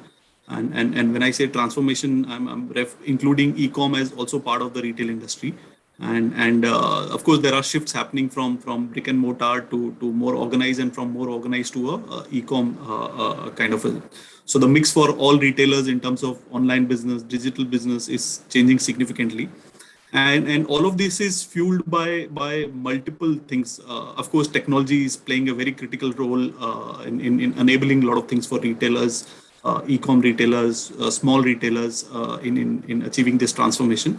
And I also believe the industry is also going through some kind of a consolidation due to various reasons, because the whole the emphasis on the consumer journey, consumer experience is also bringing in a lot of pressure on retailers to ensure that they deliver world-class experience for the consumers. Otherwise, they will not be able to compete in the market.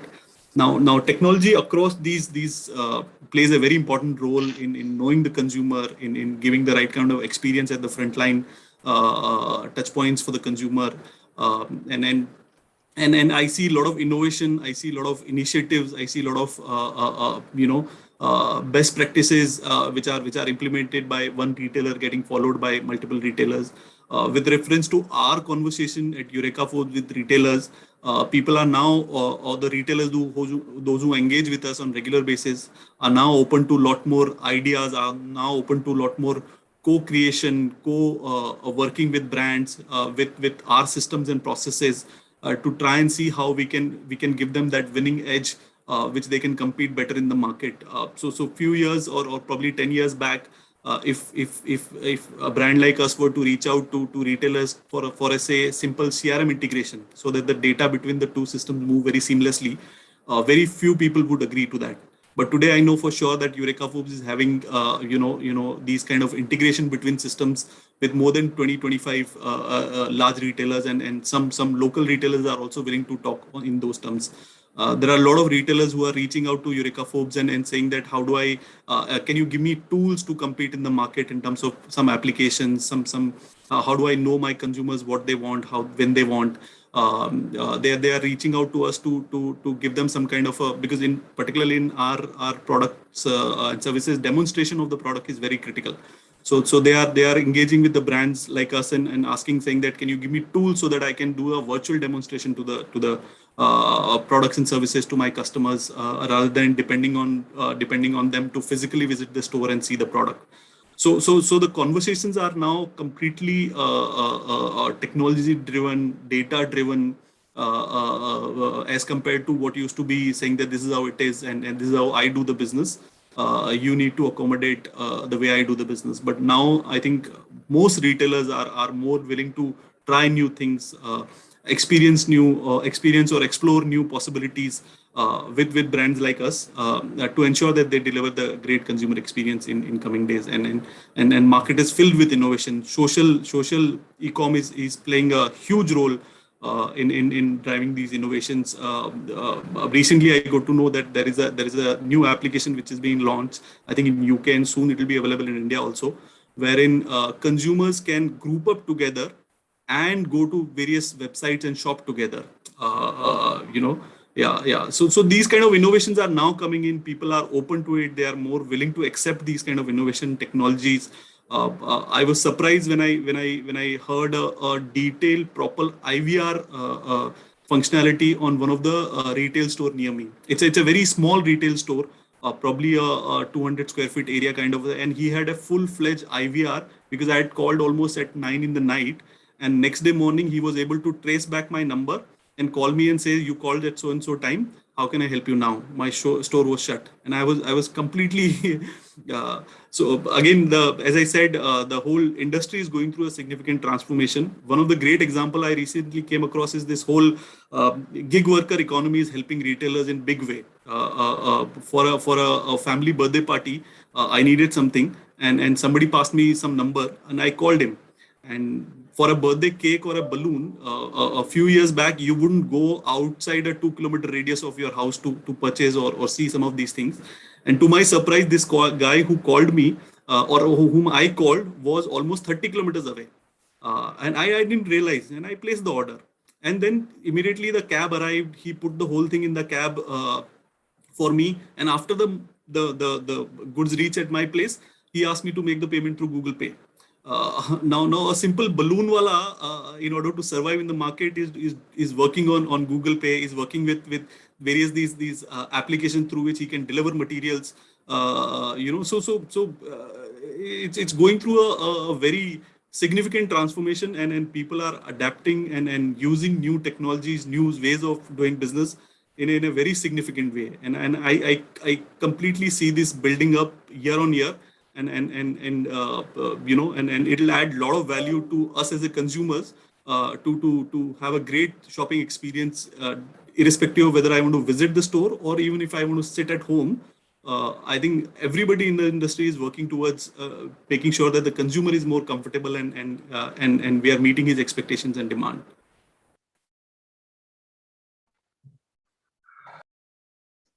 I think Rajiv, you're on mute. Yeah. I think you rightly pointed out the relevant topics, and according to me, the Eureka Forbes customer base is very large customer base, and for the Eureka Forbes, the eye or the helping hand is your retailers. Retailers are the first point of contact to your customers. So empowering the retailers is very good way of digital marketing, according to me. So that's very rightly said. And also, I agree with your point that every small retailer is adopting technology to compete over his competitor, to make an edge over his competitor, I can say. The other day, when I was trying to sell something on a home door basis, so the person said, "Oh, you can pay me Google Pay. You can do that Google Pay." So everybody is trying to achieve the digital transformation. That's how the things are changing now. So having said that context and understanding your views, now I would like to move to Bhaskara. And Bhaskara, according to you, how retailers are using technology to respond to changing shopping habits, especially the changing shopping habits we have witnessed during the last 1.5 year. So everybody, when we were forced to lock ourselves in our houses, the buying did not stop, according to me. The buying was going on, especially the family members, our better half used to continue buying. So whatever we used to ask them, oh, why don't you search on it online? It will be delivered within 2-3 days through Amazon. So that I understand that changing shopping habits have been changed a lot. So according to you, how do you foresee that the technology will help to respond to the changing habits, buying habits? I Bhaskara. think, thanks, Rajiv. Maybe I think I would like to pick up one of the topic what Rajiv said. Now it's going to be slowly, the whole market is changing. The whole consumer behavior is changing. For example, Rajiv made a statement, you will have an buying group. Basically, the consumer make a group and they start buying it. So you know what, they'll start getting the good product, good the value for the money. So what is happening is overall, see, if you look at it, if I go back, especially in an Asian countries, what has happened is earlier we always used to think habit was going and touching the product and check it out and then come back. Then what happened is the next stage came, okay, I will go to the shop, still feel of it, then come back and buy it online. Then what has happened is now you don't go and feel of touch it, right? From last 1.5 year, you are not even touching colleagues' hands and all. So that has changed drastically. So what is going to happen is, so as you both of you mentioned some of the examples where a small shop guy is also getting transformed. What is this? Because your consumer is getting changed. So what the biggest chunk is, the consumer behavior has started changing. So what earlier, one good example I just wanted to say, I was just visiting one of the sweet shop, just to give an example. Earlier you go to a sweet shop, they used to give you half a kilo, 1 kilo, or 250 grams like that. Nobody gave 50 grams, right? So you go to a shop, say I need only 2 pieces, he will do it. So this is triggering a customization, basically personalization of the product. Yes, so yes. typically what happens is I don't care. So we would have observed it, somebody in Western regions are driving a different kind of a car or different. So that is coming actually inside here. So typically people want, I don't want to use it what I need it. So basically I will get some huge thing. So I want to, so I need it for this specific purpose. Can I personalize it for myself? That is something which is actually triggering everybody to think through it. How do I do it? So, and what's slowly happening is with the retailers, the adaptation, they are already fighting with the omni-channel on their typically on their networking or their supply chain, everything. So what is triggering is they have to quickly adopt into the technology. So what is happening? So typically in an APAC region, unlike Western region, so people will go to do a browser, to go enter it and do it, right? So Asia region and India specifically, we only, most of the life it's going to be on the mobile now. So very rare that, so I was also giving one of the example, it's very rare I carry my wallet along with me, it would be in my bag. So everything, what do you need? So you have a mobile, you can do shopping, you can pay. So more or less you are there until unless there is one shop where you don't do it. So this is something which is triggering, and especially in the APAC region, what happens is people don't hate to go to a browser and do it. So they wanted an app. So now the app is also gone. So there is a standard thing. I communicate to you on WhatsApp. In Japan, people communicate with Line or WeChat in China. So people expect you to connect to the existing environment and build your whole ecosystem. So you can't build your own ecosystem on your own. You have to get adopted into the technology. On the stream, you will have to plug in your ecosystem and become a part of ecosystem. Earlier, if you look at it, I used to tell guys, install this and you start running this.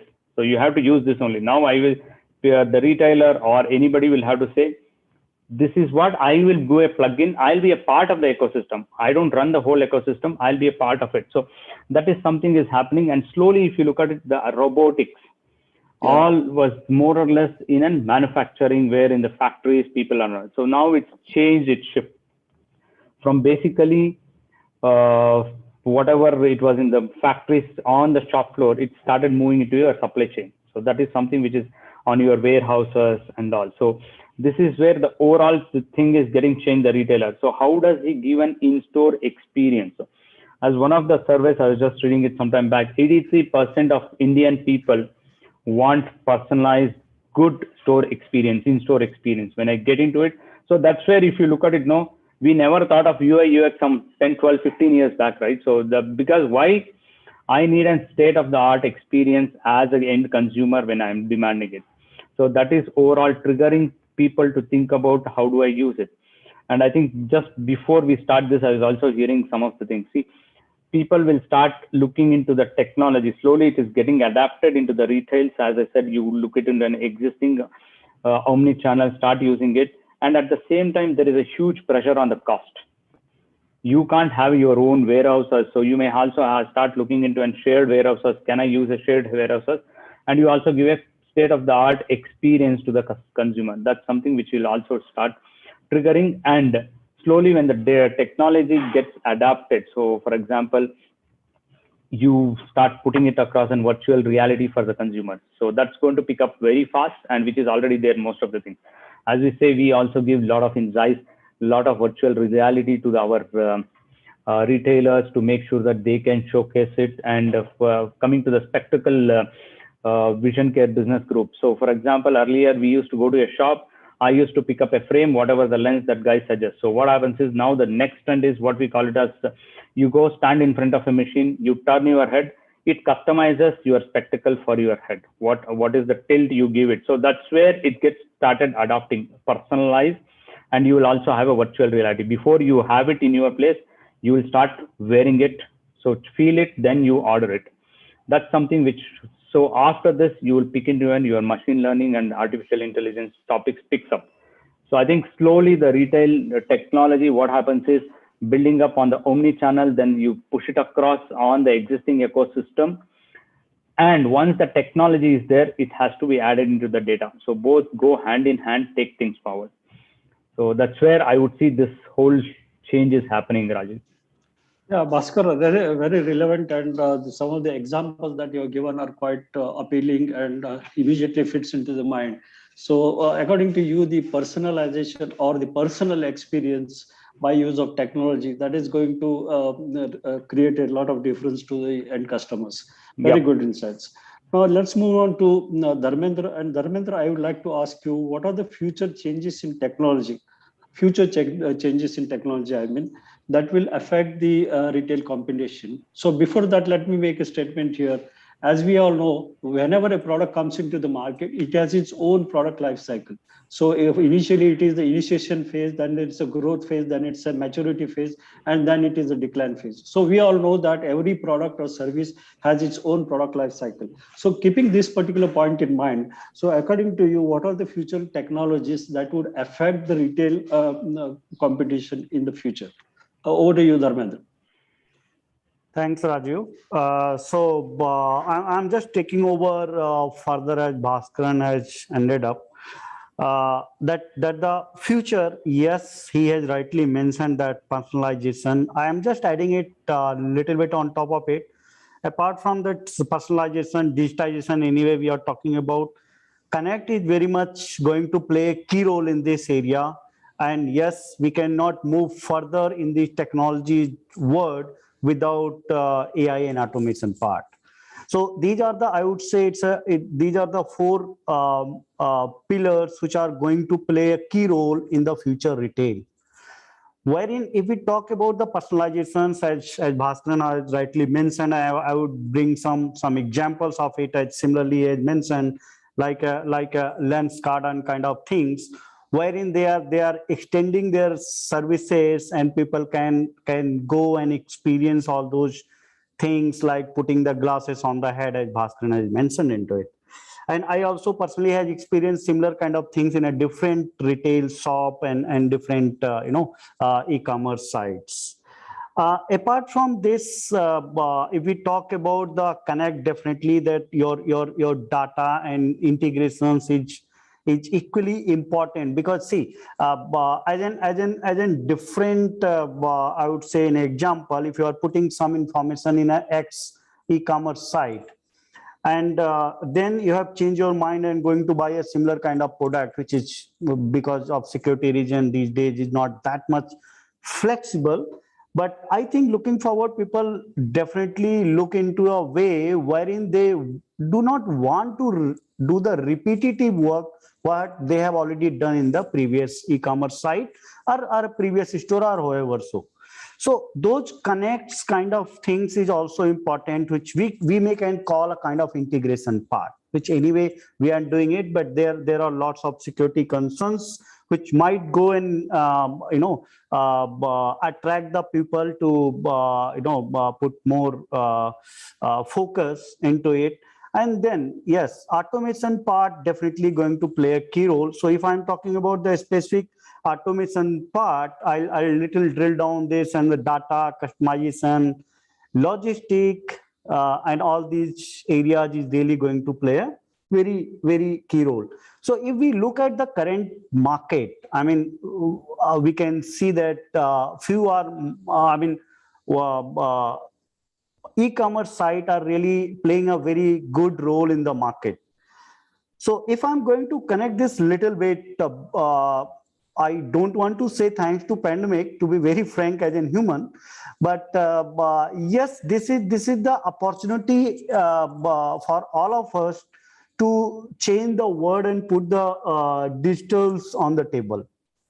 So if we look at the different way, like if we talk about the demonetization in 2016 around, wherein we were not thinking about such kind of changes, wherein people were standing in the queue to take their maybe 500 or 1,000 bucks in front of ATM. And I think that gives us a patience to at least stand in the queue and wait for your turn. So that was the one way which we got a good learning. And I think the base was started from there only, wherein these all, I would say, payment gateway and payment method and everything has started. Otherwise, I'm assuming that if that situation would not be there, maybe this pandemic would be more harmful for us to come up with in these 17 months. Somehow we are managing ourselves, especially here. I'm not going to talk about US and UK. They are a little far from us.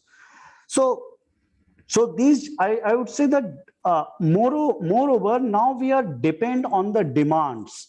Earlier, whoever have been analyzed the data, how are we going to turn out in 2021 or 2022 before mid of 19, those all analyses failed. I mean, it's almost failed because the figure is much more higher than the those analyses, because COVID was not expected at that duration. So if we talk about the adaptability point of view, then that is too high. So I would say that the main AI part, which is going to play another big role, wherein big data, smart factory, 3D technologies, these all areas, and AI, these all areas are going to play a very key role in the future, technologies, specifically in the retail competition.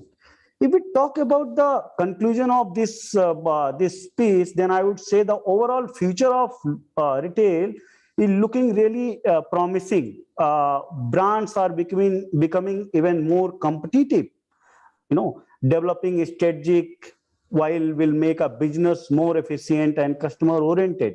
So if we talk about, I have a few good example. I may not allow to take the name of the brand, but I remember that a few years back, wherein there are the leaders in the market who had their own, I would say, distribution chain. And there were the small players in the market who are lacking in that area because they might have to spend a lot to build that thing. So there was some distribution system was supposed to be implemented, and they were failed to implement because there was the denial from the distributor sides. Now, although dependencies is not there, and even though, having said that, logistic part, I would say, warehouse part, all those cost is going to be cut down into it, which directly or indirectly is going to benefit it to the consumer.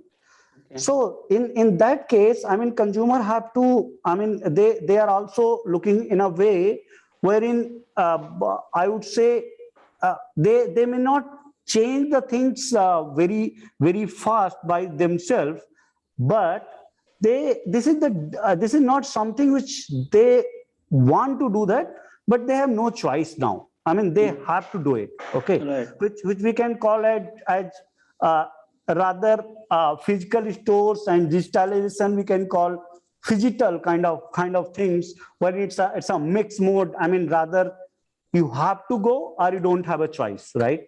So these, I think I would say, Rajiv, these technologies which I have mentioned initial, these are going really play a key role in the future, retail in terms of competition and all. Right. Dharmendra, thank you so much for the very good insights. And now, since we are almost half through our today's panel discussion, let me take a pause and tell you something from my experience.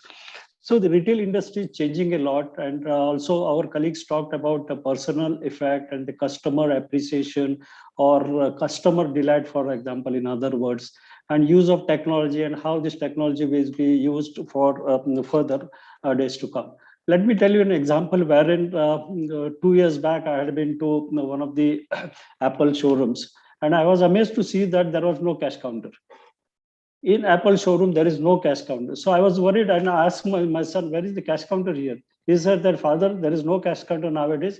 Whatever is done, it is through the handheld device. So although this example is different, but let me tell that the point here is use of technology. There will not be any cash card swiping or anything like that.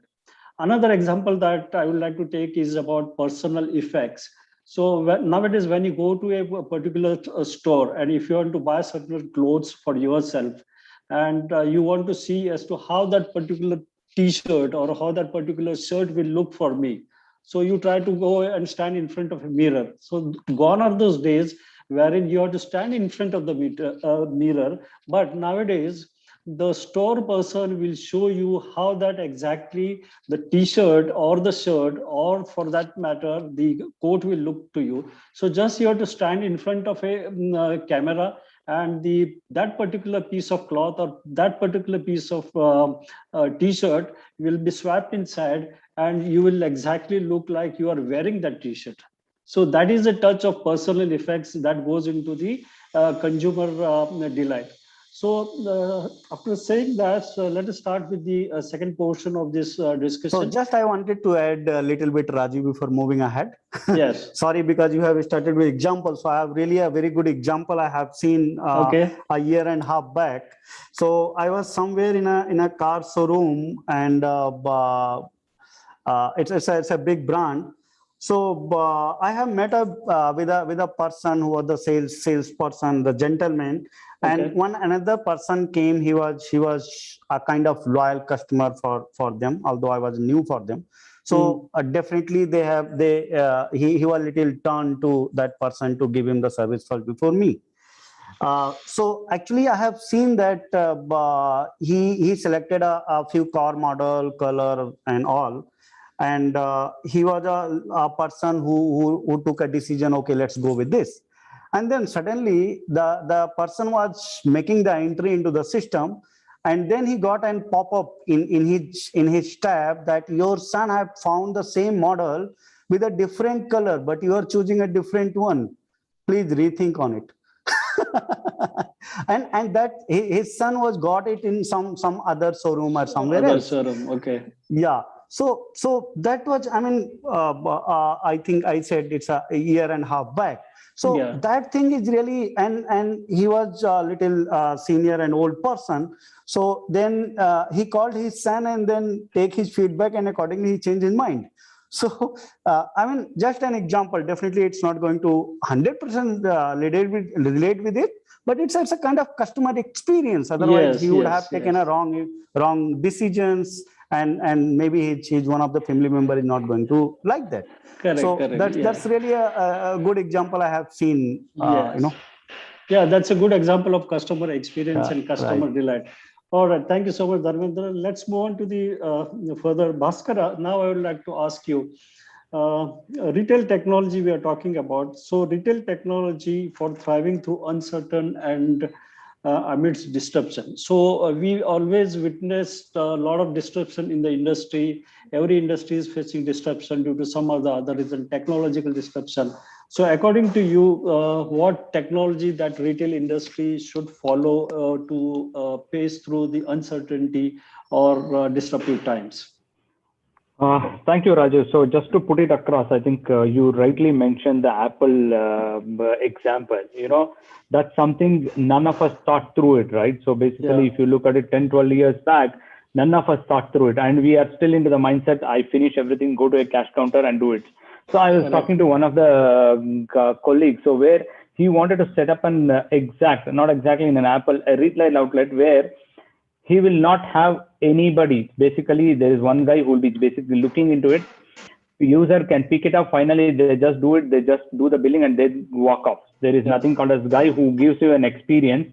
And the other topic is the guy who will come and bill it. Somebody will pack it and all. So you can take through it complete flow. And at the same time, see, the problem is how technology is growing. At the same time, you also have a problem with a skilled labor. You have got a lot of labor, but at the same time, you also have a problem with the skilled labor, how you will move it across. So especially, I still remember in 2016, when I was in Germany, I was just attending one of the conference. The chairman of Daimler said that point of time, 2015 end or 16 beginning, he said the whole industry, irrespective of retail or anything, he said, go digital or go home. It is one of the big statement. He made it across and it was printed in the newspapers and all. So, which holds very true. If you look at it now, that point of time, okay, what is going to happen? Especially this COVID, as Dharmendra said, they say it was sort of this crisis will give you an opportunity, new opportunity to look at it. Especially this situations, what has happened is it has put a lot of pressure on the retail, because there is a problem with an access to the inventory. You need to get the inventory fast, and there is also a panic button was pressed, right? So basically, people got panic in buying habit also changed. As a user, I used to pick one as a normal. At this panic situation, people went ahead and bought 3, 4. So that's something which has triggered people where you wanted. See, typically, if you look at it, digitalization of the supply chain was something which was discussed some time back, but this came to true. So people used to say, no, I will not put my system. For example, I'll say there is a retailer who buys a machine from us. So he puts it there. So earlier what used to happen was he never thought of connecting that machine to internet. He will say, you will take out my data. You will do a lot of things. I don't want to connect it. You have given me the data. If there is a problem, I'll give you a call. You come and fix it and go. Now, if you look at it, that person can't wait because there is a consumer who is waiting. See, there is a consumer demand. You don't want to upset the consumer because saying my device has got a problem. So what is happening is Internet of Things we were talking about some time back, which is really going way beyond whatever it's looking at. In some of the places where it is getting spilled over, but it's coming and hitting all the retail floor. So people never thought connecting it, I'll get an internet, connect my system. It was never there. So what is happening is now he will say, the system is down. You should come and meet me within 1 hour and do it. Don't expect me to call you and all. So this is something people mindset has changed and they have started adopting the Internet of Things, and they say, as a supplier, you start servicing your machine. Don't ask me to, you own it up. I paid for it. And also what happens is most of the times the trend, how the retail, as I said, the cost is also becoming huge pressure because the demand is also changing. The people will have to adopt the technology as well as the financial things. Look at it, that pay as you use. So, we would have seen that in only cloud technologies where AWS, Azure, and any other player used to say pay as you use. So, if you look at it, the machines, people started saying pay as you use. So, for example, a doctor uses a machine from a supplier. So, he will say, I do some 10 operations. For 10 operations, I'll buy you. It is nothing called as a lease or something. The machine will be owned by the supplier, but doctor will only pay as he uses, or any retailer will pay as he uses. He will not put so much of investment in the asset. So people are looking at an asset light. How can be more asset light as a retailer? And also, there is a demand high, but I can't accumulate huge stocks. Can I have a shared stock model? Can I use that, something like that, which is opening up? And the cloud technology is coming into the life more and more. So, and nobody wants to have it. For example, if it is a small chain which is there, you will say, no, I don't want to put one big server, put it across. So the cloud is picking up very fast. And more or less, people never thought of online sales. That is something which has to be thriving really, really fast. That is picking up a phase like crazy, especially now. Yes, yes. And as I said, with the Asian countries has a big shift. See, for example, India, if you take, in a Western countries, people used to use the laptop, computer, or whatever, and then they migrated to a mobile, right? And India, huge people are using smartphones. They would have never touched a computer. They would have never touched a keyboard. That's a big leap which we have taken it. Yes. But at the same time, see, people expectation is, okay, I just press this. So if you look at it, any other countries and all, they know this is the process which I'll have to do it. But especially when you start using it of mobile capabilities, and there is nothing called as your own capabilities. It should be get adapted. As I said in my earlier statement, you should get adapted into an existing ecosystem. Don't build your own ecosystem. You just plug it and plug out. That is picking up very fast. And I will just give you one quick example. Yesterday, I was sitting at home and wanted to order something. And I don't want to take the name of a big retail chain. They are well known online, offline, and they integrated into WhatsApp. So they forced me, why don't you start using it, WhatsApp and all. I said, okay, let me try. And I don't think I'll never order on WhatsApp with them. Okay. So it was such a bad experience. So which triggered me, said, boss, I will not do it. So as I earlier said also, that experience matters a lot now. So how good experience you do it, even though that guy says 2 hours, I'll deliver it. But ordering, if it is cumbersome, how do I order it? So that's something which is happening. And what is also happening is connecting with your customers. That plays very, very crucial role. How do you connect with your customers? So as Dharmendra said, if you look at it, the data comes in. He gave one of the classic example on the car. I bought one car and the same color. My son is also purchased. Those kind of data driven helps the consumer. For example, when I start doing it, I will say, hey, this is a better model. See, this also helps for the retailer to do an upselling. So there was no concept of upselling right earlier. So you used to, okay, go, I need this, I buy it and come up. Now, there is people will have to start getting that data. As I said, AI and ML, you pick up the data, analyze the data, give the user the feedback. One way you will work it out, and doing an upselling to the consumer, it's picking up really fast. So in a nutshell, everybody is getting exposed. At the same time, there is also hackers started more and more. I think this is hacking has increased more, especially in the pandemic situation. That's where the hacking is. So you have to be secured. You should make sure that your business is secured. You can't just go straight away and run the show. At the same time, you can't sit at one corner within 4 walls, say, my business has to increase. You have to secure yourself. At the same time, you have to open up. Okay. Yes. You should be in a secured. So it's like a transparent security. It will be there, but you are visible into the market on an online platform. Go into that. You connect into the network and make sure that you are on cloud, and make sure you start gathering the data so that over a period of time you can give that experience to the consumer. And as I said, upselling. So to be precise, how do you bring down? So the cost, there is a huge pressure on the cost. So you are cutting down your cost everywhere, your operational cost, your logistics cost, everywhere you will crush. How do you bring it the value for the sales? So that's where the upselling started picking up, and that's where your AI data plays an important role, give suggestions to the consumer, say this is what you have purchased, would you like it? There is some of the offers which you keep on connect with your customer. Yes. Yep. So these are all the things which is going to be very crucial. Rajiv. Right. Thanks, Bhaskara. Up till now, we have discussed about the retail industry, the technology, how the retail industry is going to move ahead, and how data is important to the retail industry. So having said and understood that, I would like to ask a question to my friend Rajdeep. And Rajdeep, according to you, how the future of retail industry is going to be, say, from 2 years or 3 years from now, so for example, 2023. So how do you foresee the change in the retail industry as far as up till now the trend is concerned, up till now the data is concerned, the technology is concerned, and also keeping in mind the changing personal habits, customer habits. So how do you foresee the 2023 situation of retail industry? Over to you, Rajdeep. Thank you, and it's a really good question. First is change in terms of the industry. So in my view, the first critical change is the mindset change, and we can clearly see that it's happening gradually.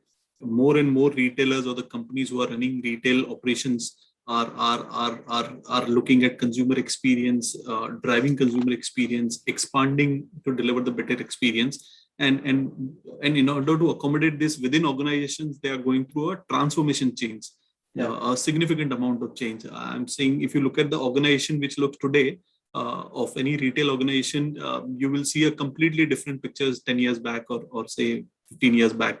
And this is fueled by, of course, technology to a large extent. Just to give you an example, in last 10 years, I believe most large retail players would have upgraded their CRM system, would have brought in a new, more advanced, more agile, more consumer friendly CRM system. In last 10 years, most retailers would have created some kind of a customer one view, a hierarchy, a family mapping, or some kind of a parent-child mapping between customers within their systems to get a better visibility and understanding of the customers. Most retailers would have launched, their own e-com or web operations, would have launched some kind of applications of their own to help and assist the consumers. Most retailers in the last 10 years would have done a significant amount of integrations with the ecosystem, be it delivery partners, be it service partners, be it after sales service partners. And it's evolving as we speak. So more and more, probably if you say any large retailer, he would at least integrate his systems and his processes with close to around 10 to 15 different delivery partners. And on the other side, he will also integrate with somebody like Eureka Forbes for a seamless data transfer and hand holding, because some of our products need installation. And to a large extent, installation is still brand's responsibility. So to coordinate with the ecosystem better, retailer systems have gone through a significant change in terms of integrating it with different partners. And it is evolving today. Almost all retailers are looking at a new WhatsApp. Is changing things is in unparalleled way. 5 years back, if you'll see, there will not be more than 4 or 5 people who will use WhatsApp as a channel. Today, I don't think in modern retail or in general retail or in e-com, there is any brand who's not using in some form or shape WhatsApp to assist customers. Again, bots, automated bots to drive conversation and engagement with the consumers with minimum human intervention is evolving day by day. A large part of front-end coordination or engagement with the customers are now being taken over by bots, that they are able to handle particularly in our case, in Eureka Forbes case, currently, if I look at it, bots' ability to handle, I think close to around 50-60% of the front-end queries which comes through, for after-sales service or service-related, today our bots are handling them. So in all of those aspects, the industry is going through a significant change. People are open to new ideas, new suggestions, learning from other companies, international examples, copying from smaller players, regional players, local players, and the whole the respect for the ecosystems is earlier a typical operation would be that this is what I do, and this is where I do the handshake and that's it. But now, even if you look at a small retailer who has a probably 200 square feet kind of a store, he would have a couple of payment gateways integrated. He would have a POS system. He would have WhatsApp. He would have some way of his own CRM. Even if he has himself created in some Excel format or use some kind of a local tool, he will have a lot of these delivery guys, on his fingertips so that he can coordinate deliveries for the consumers. If you move on to a larger retail store or a chain, they will have a more complex and advanced infrastructure from an IT perspective in place. They will ensure that their people are trained and agile enough to learn new things, new skills, and accept these new technologies. So I see this trend continuing, and I see this as a great value add for the retail industry. And I see this will bring in a lot of new customers to the retail industry, and this will make the industry more agile, more stronger, more consumer friendly, consumer centric, and I see a great future for the retail, and this will continue to thrive the way it has in the past. Thanks, Rajdeep. Very well said. Rajiv, just to add what Rajdeep said, I think he well pushed it across. So see, what is happening is overall, if you look at it, it's growing. The retail market is really growing fast. At the same time, I think there is something which is also coming as a social responsibility. I think a lot of organizations will start by 2023 afterwards, looking into a non-carbon sustainability into it, that eco-friendliness will also start. I think if you look at it, a lot of organizations used to do a beautiful packing, right?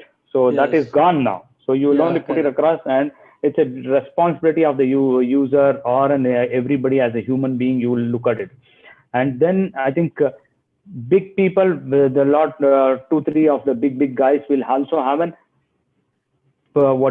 joint services. So at least to address your challenges on your taking across on the resources or anything. So you will also have joint services which will start triggering, so that you will have a state of the art services.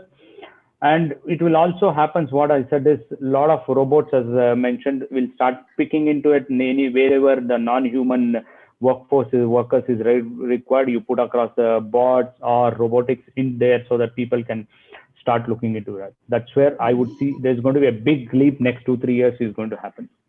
Yes, that's what we are expecting, and people are moving towards that. So very well, rightly said that the future of retail industry is going to be great, and the use of technology will continue, according to me.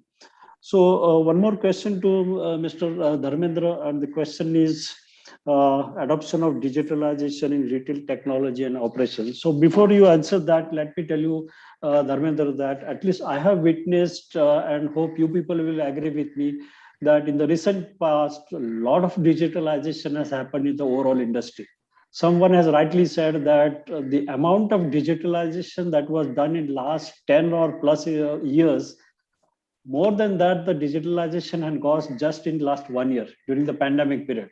So a lot of industries, a lot of people have started going in for digitalization because they foresee that is the only way of expediting the business, expediting the lost time due to pandemic, and getting an edge over the competition. So people are more and more adapting to digitalization. So with that said in mind, Dharmendra, I would like to hear from you. What are your views as to use of digitalization in retail industry, and how drastic effect, if at all it is going to happen, how drastic effect it will have over the overall industry? Dharmendra, over to you. Okay.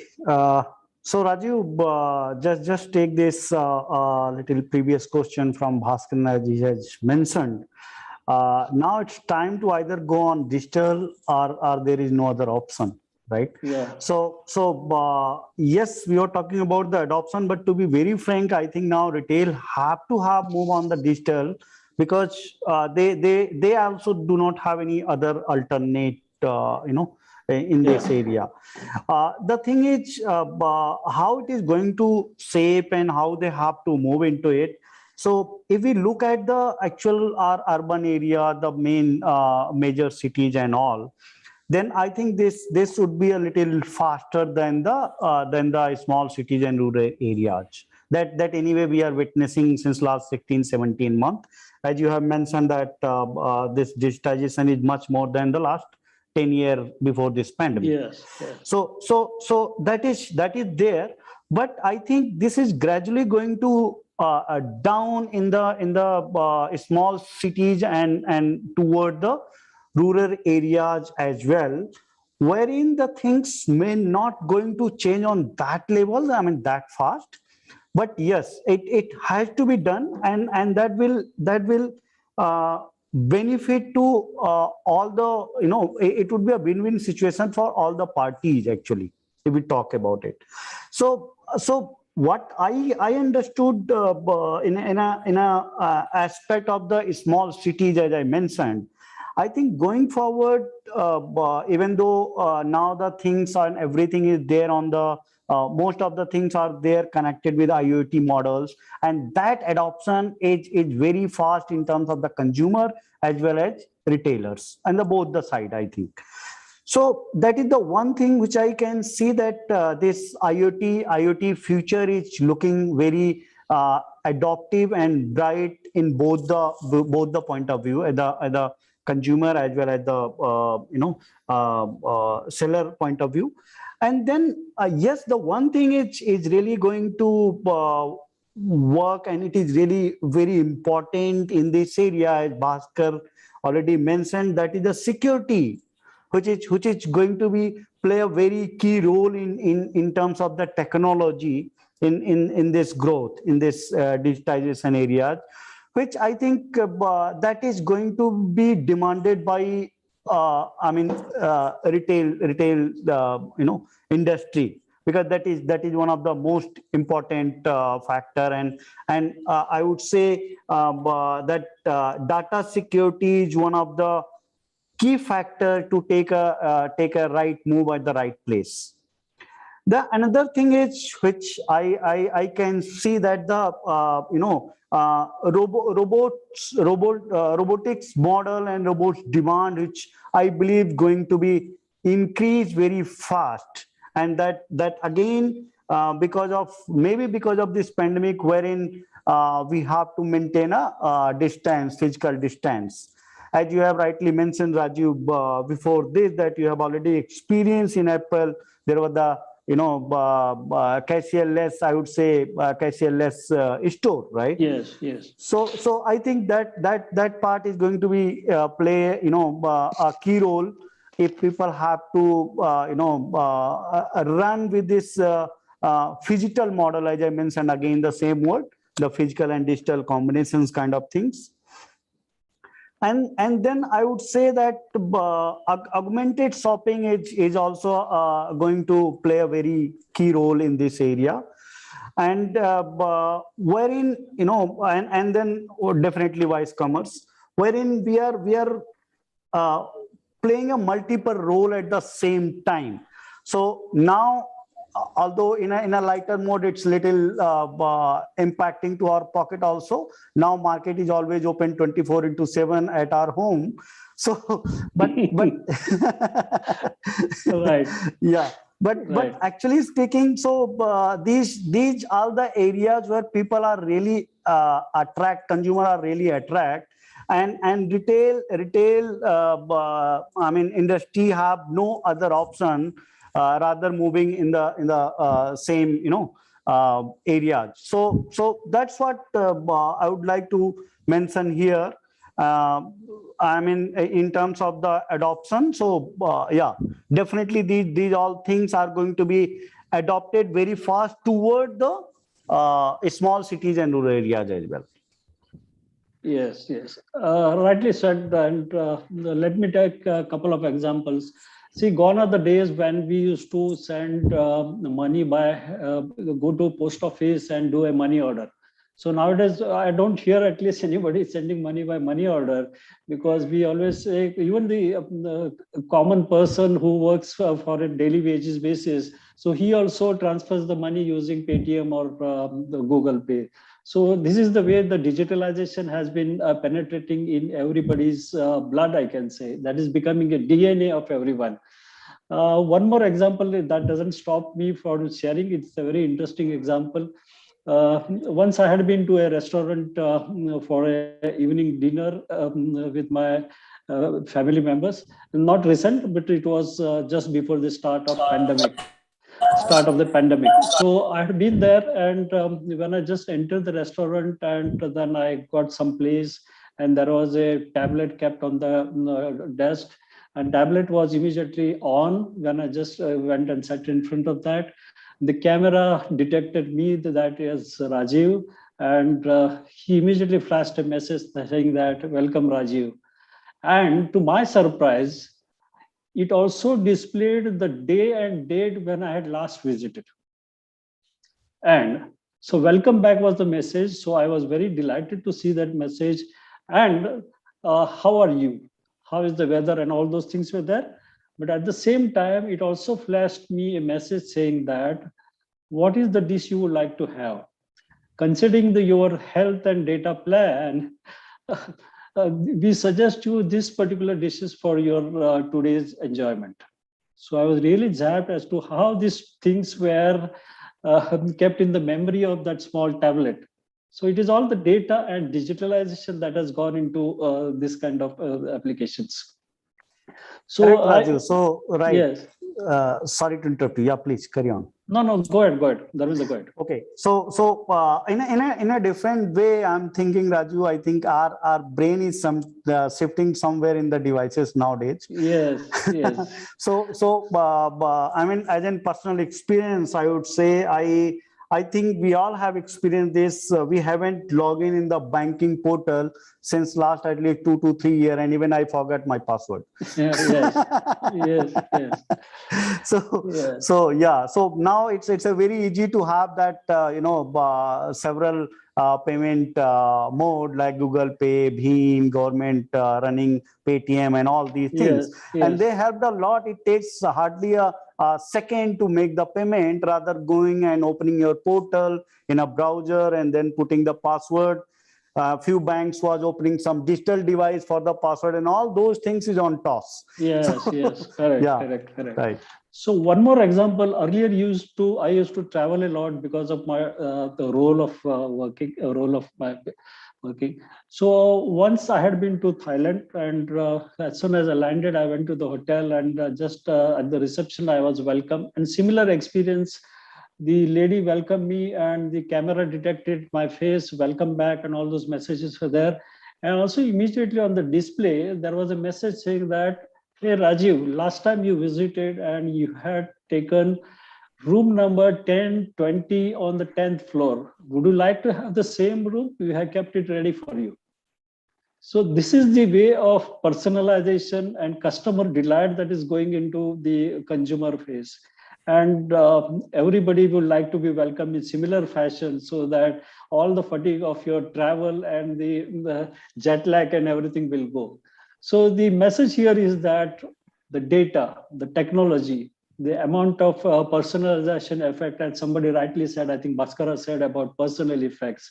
So that is going into the DNA of this industry. And a lot of a lot of people in the retail industry are adopting to technology to get an edge over the competition and give a personal delight to the customers. So having understood the topic in detail, understood the technology, understood the data that is going into this technology, how the customer behavior is changing, how the industry is changing, and what will be the industry say for 3 years from now. So having understood that, now I would like to switch over to ask Namrata if there are any questions for the panelists. Namrata? Yes, Dharmendra, there are audience questions as well.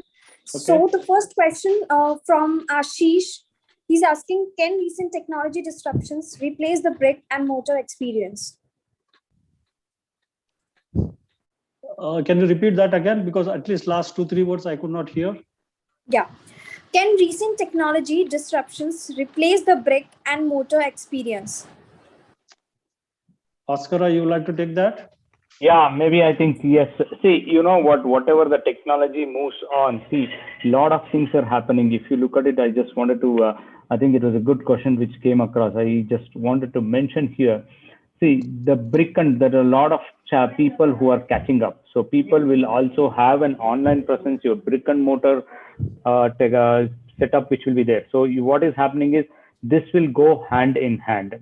So you know both should be there. You can't say okay, I'm going to have only the same this things and brick and mortar. You will still think of it, but how will you give your experience at all places? So it's going to be the same. That's going to be a key role. You can't leave something and move on. See, end of the day, it's going to be the experience is going to matter. How do you do it? It's something different. How do you personalize it? How do you give an experience? As Raju mentioned, you know what? You will go to a hotel. So basically, it gives you an experience, right? So you can still order via Zomato or Swiggy, but you will still go to the hotel and have your time with the family, right? So what happens is technology will still be there and your brick and mortar will still be there, but end of the day the end consumer behavior decides how do we move forward. Yes. I hope the audience have got the answer to this particular question. Any other questions, Namrata, on the Yeah, there is a question from Chandan Goyal. He's asking, does the technology add value to a wide range of customers? Yeah, so Raju, allow me to take this yeah, please, Dharmendra. Thanks. So, as we rightly said here in our discussion, yes, this is definitely going to play a key role. Even it is playing, as we said, that in this critical situation, we survived, and I think in the second phase of this pandemic and our lockdown, people have experienced even the less endurance than the first one as comparatively, and the resulting it because the people are really adopting it fast and moving toward in the digitization areas, wherein the even though growth rate, if we talk about it is much more than the analysis which have been done in last 2-3 years. The consumer base and all have been drastically increased. So definitely this is going to be play a very key role in all the terms. Okay, thanks Dharmendra. Namrata, over to you. Yes, last question from Ravi Kumar. He's asking, is the digital transformation fundamentally changing how this sector is creating value? Rasdeep, if you can take it. Sorry, I couldn't hear the last part. How the? I repeat, is the digital transformation fundamentally changing how this sector is creating value? Yes, of course. And there were so many examples were quoted by co-panelists with regards to the consumer experience and the value that entire this digitization or digitalization is adding. And as a consumers, we experience it day in, day out in our lives as well. No longer are the days where retailers don't know you. They don't know what is the value you transacted with them in the past. And I'm sure a lot of us are getting those mailers and messages also from retailers. If we don't visit them in a certain period, say we miss you. yeah. So yeah, there are a lot of value adds this whole thing is bringing, and ultimately it's adding on to the consumer experience, and that's the precisely reason why consumer would want to revisit or do a repeat purchase or a to transact again with the same retailer. Because unless the consumer don't see this value, Today, consumers are spoiled for options, and we know for sure that for everything there are more than 10 options. If I can quote an example of water purifier as an industry, we have 150 organized brand of water purifiers in India. And if you add unorganized, then the number goes to somewhere around 500 different types of models that are available for a consumer to choose from. So the value is all that depends on why consumer will come back to you. And I think the whole digitization, what has happened in the industry in the last 10 years, has significantly added value to the overall consumer experience, and then we can see the benefit of this. Consumers are enjoying it despite of having such a severe pandemic. Because of the digitization, our lives are still bearable, and though of course we are uncomfortable, but we can still manage it. Imagine had this pandemic came 20 years back, it would have had a far more bigger significant impact on human lives than what it has right now, primarily because of the digitization and this whole technology enablement that is happening. Yeah, Razib very rightly said, and I would like to add to what you said. Since I belong to the manufacturing sector, at least in manufacturing sector, I have witnessed that the amount of digitalization has gone into last 1.5 years is tremendous. And earlier when we started digitalization, I was at least afraid that hardly I will get 10 or 15 projects from my entire organization. But in the last 1 year, we have closed more than 300 and plus digitalization projects. So that is the amount of digitalization acceptance by the consumers, I can say. This is an example from a manufacturing industry, but same thing has gone into the retail industry also. Earlier, I used to get a postcard saying that from the corporator also, saying that, Rajiv, happy birthday to you, enjoy your day. But now no more postcards, gone are the days. And we get all kind of WhatsApp messages or the e-cards and all those things. So the pace is changing, the customer experience is changing. There are a lot of insights that are going, use of technology is going drastically. And people, even the retail industries are making use of technology in a very much more way. Whether it is small amount of digitalization or whether use of artificial intelligence or what kind of technologies, and even drones and VR is making a big headway into the same sector. So having understood all this, and it was a quite good discussion on this topic, and it was a very relevant topic chosen by the organizers. And I would like to thank each and every one of my co-panelists on this topic today. But one injustice that I would like to express, and one concern that I would like to express to Namrata, and that is, Namrata, it was a very short time, only 1 hour's time for a topic of such magnitude for discussion. Perhaps much more time would have been allocated by this. I'm just talking in a lighter mode, but it was an overall good experience and good amount of insight shared by each and every one of them. Hope the audience would have enjoyed this particular discussion and those who have got insight into that. So with this, I would like to close this discussion today and thank everyone again, and thank Eldon also for organizing such a wonderful discussion. Thank you so much, everyone. Namrata, over to you. Thank you all the leaders for sharing your insights. And before logging off, I request all the panelists to open up your videos for a smiling screenshot. Okay.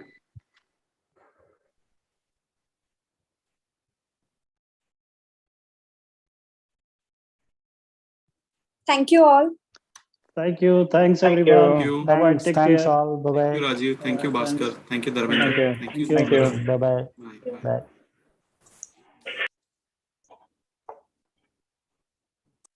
Thank you all the leaders for adding value to this forum with your insightful discussion. Now, we have third panel for the day, and the topic is fashion retail in the new change, technology, a game changer. Today, 150 plus CXOs and 350 plus attendees are watching this live on our website. Here I call moderator Mr. Rajgopal Nayak from Metro Brands, Vipin Rustagi from Page Industries, SS Lahiri from Liberty Shoes, Amit Sawant from Future Lifestyle Fashions, and Dharmender Khanna from SSIPL Retail. I request Mr. Rajgopal Nayak to take the discussion forward. Thank you, Namrata. Am I audible? Yeah, you are audible and visible both. Awesome. Good evening to everybody, especially to the audience, to the panelists and the organizers. Thank you for giving us this opportunity to convey our thoughts and beliefs and experiences to a wider audience. Right? We are in the second year and the second wave of COVID. This has led to a massive rethink in the way we live our lives, our choices, and also the way we shop. Digital transformation has been accelerated during the last 1.5 years, and technology transformation is also now a norm in the as a boardroom discussion. Right? We are here with our esteemed panel today to discuss the topic: fashion retail in the new age, technology as a game changer. Right? With that, I start off with my first question, and that is to you, Vipin. Right?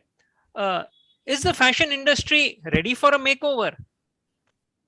I think so. And as you rightly mentioned, COVID has been a big disruption, and digitally it has made a lot of organization ready.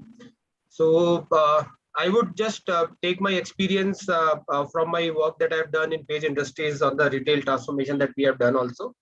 So first and foremost, if you see what COVID has done is actually the acceleration of all the adoption and of the technologies that are there.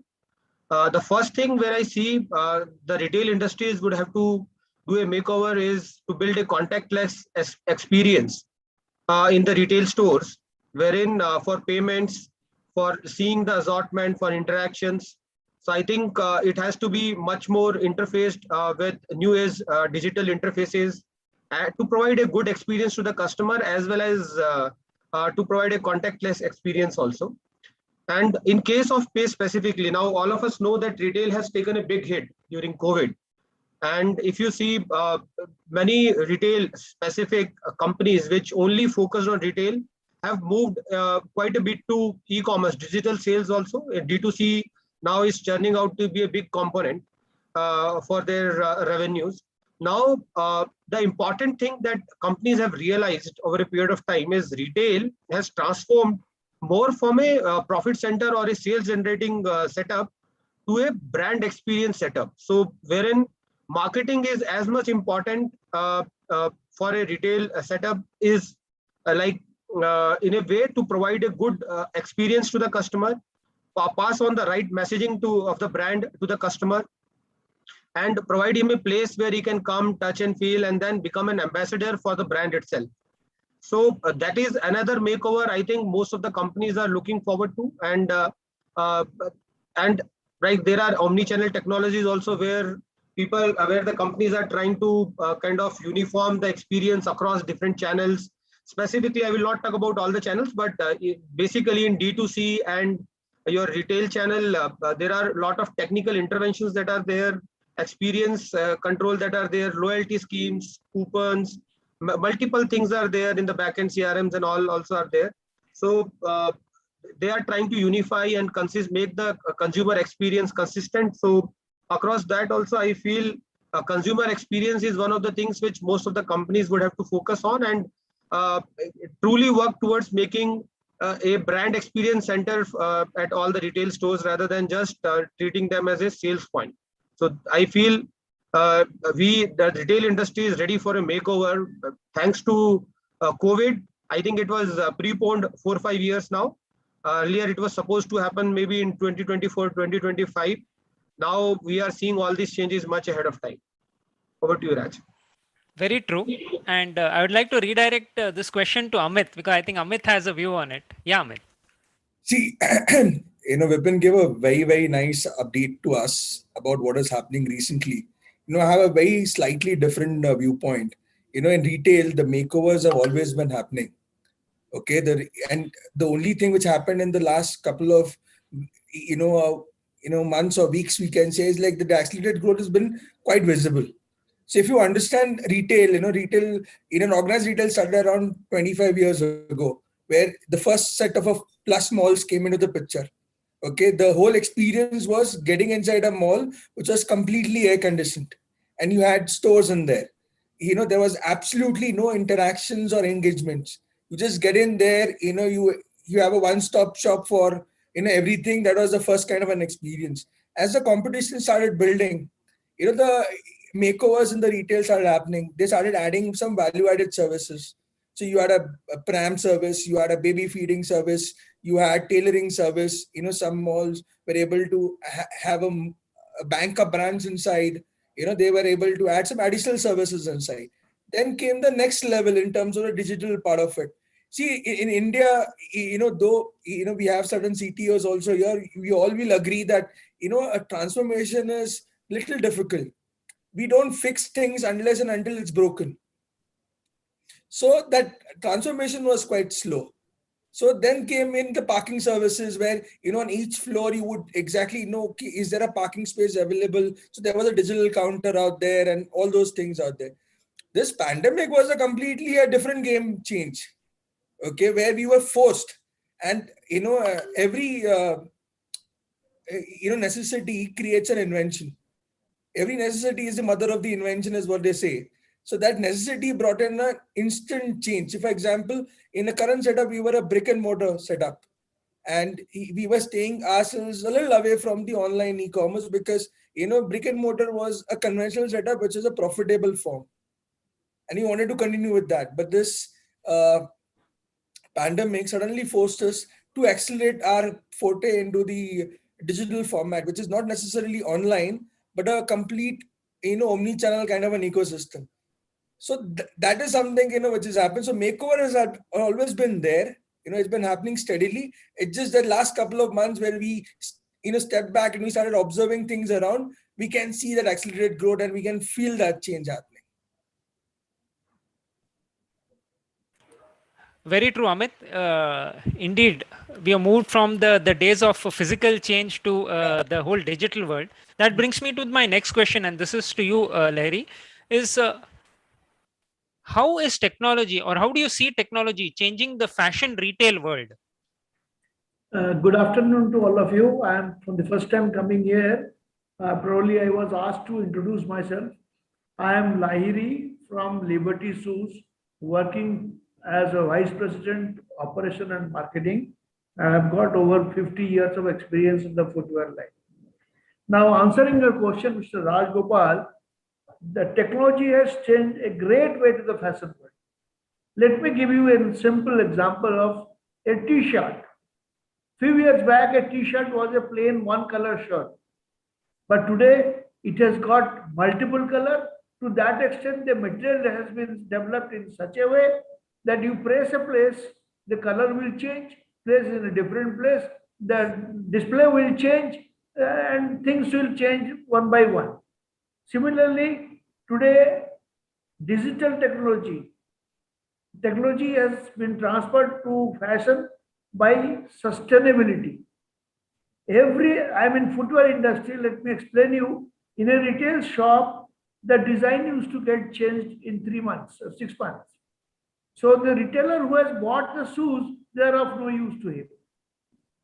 But now with this digital changing, people try to use sustainable material, which continues for a longer time. Thus, there is no frequently changeover, no discounted sale, and no wastage of material. Next point I would like to that safety shoe, as we know, was a rugged printed black color shoe till today. But over time, it has changed to a fashion shoe. So like it is a multiple color sneaker shoe, a shoe which the worker feels like wearing not only in the factory, but also goes out of the factory to the market or cinema hall with his wife. He loves to go there. Not only this, the forecasting footwear, there is a lot of automation in this. See, in Israel, Amazon is making a study for whether an item can be stylish or not. By seeing that item on the computer or the scanner, it will say, yes, it is stylish, you can go ahead or cannot go. This is possible due to the technology changes and environment. So coming to example of CAD CAM. See, now a CAD CAM machine can tell you what is the consumption of leather or textile material in the shoe.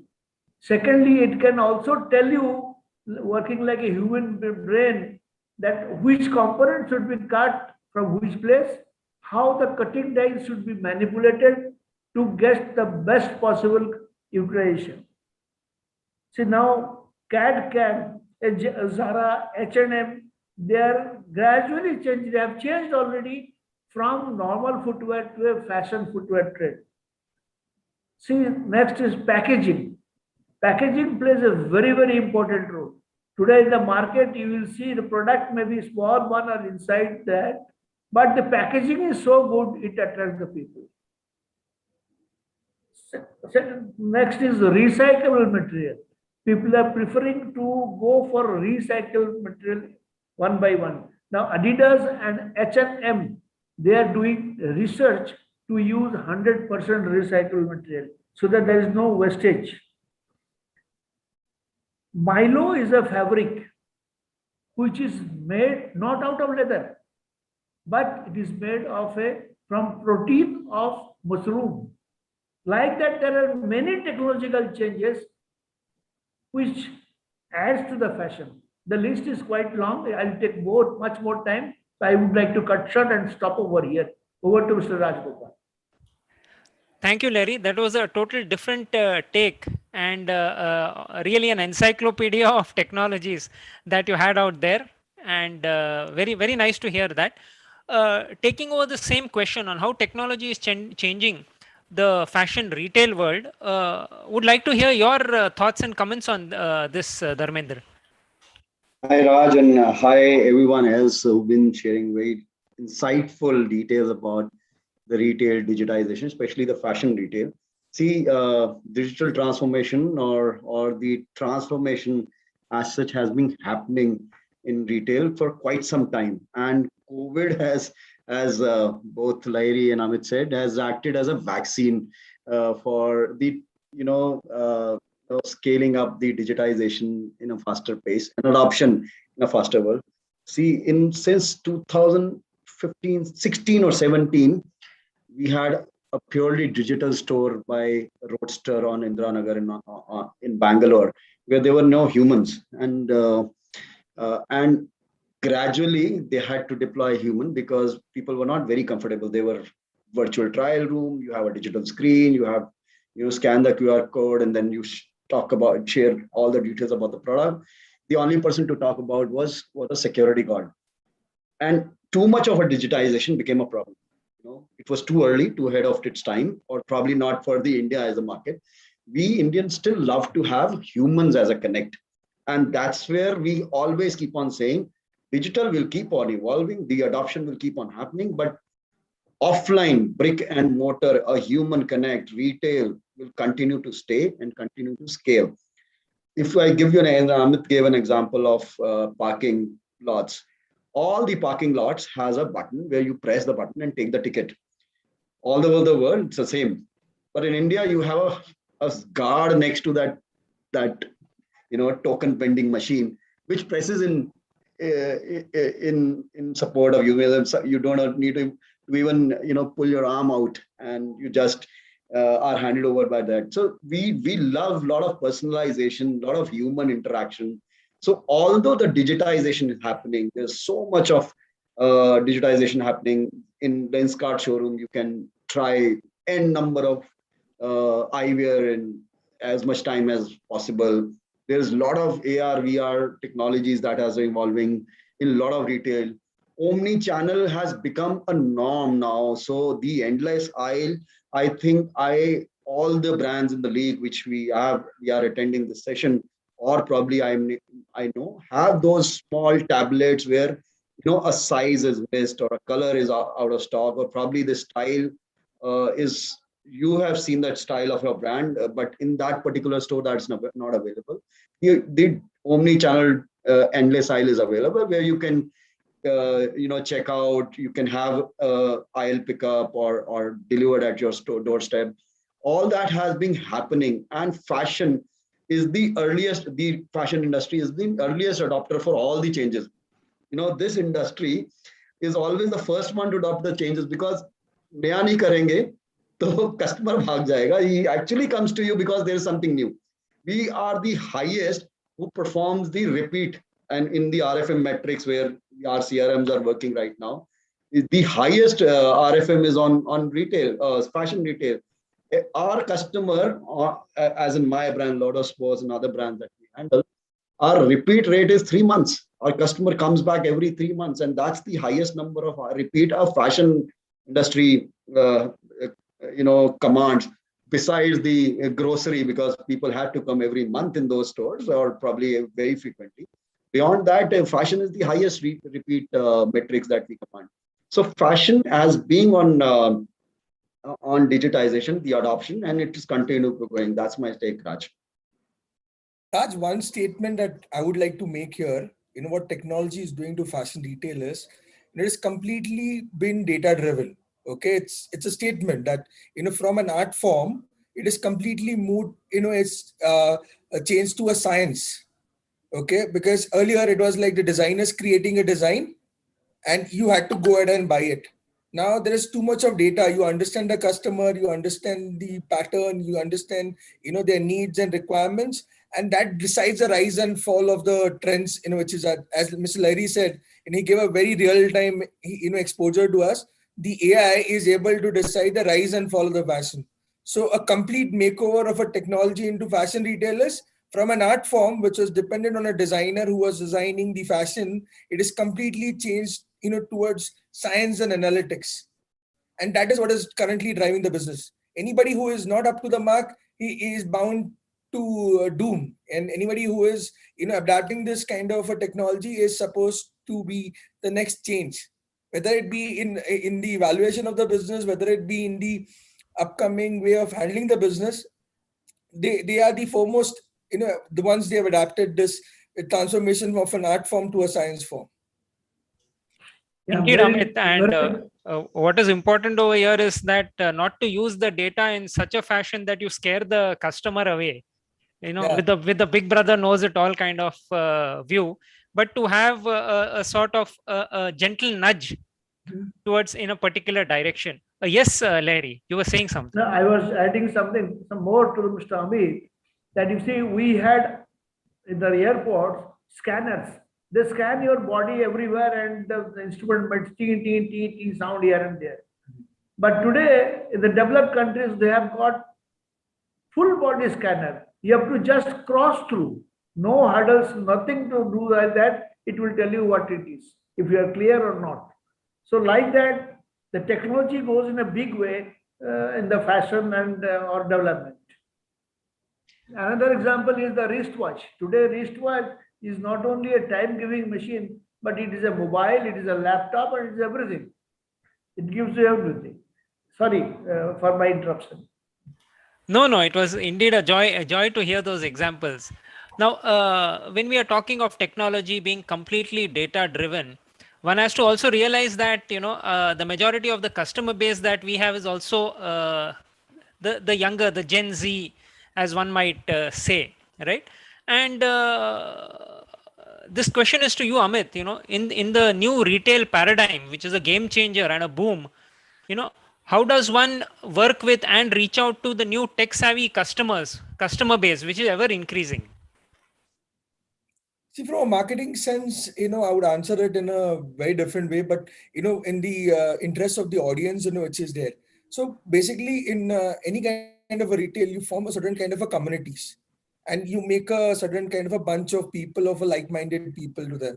See, when you say tech savvy, is a different bunch, but then there are people who are little sustainable fashion savvy.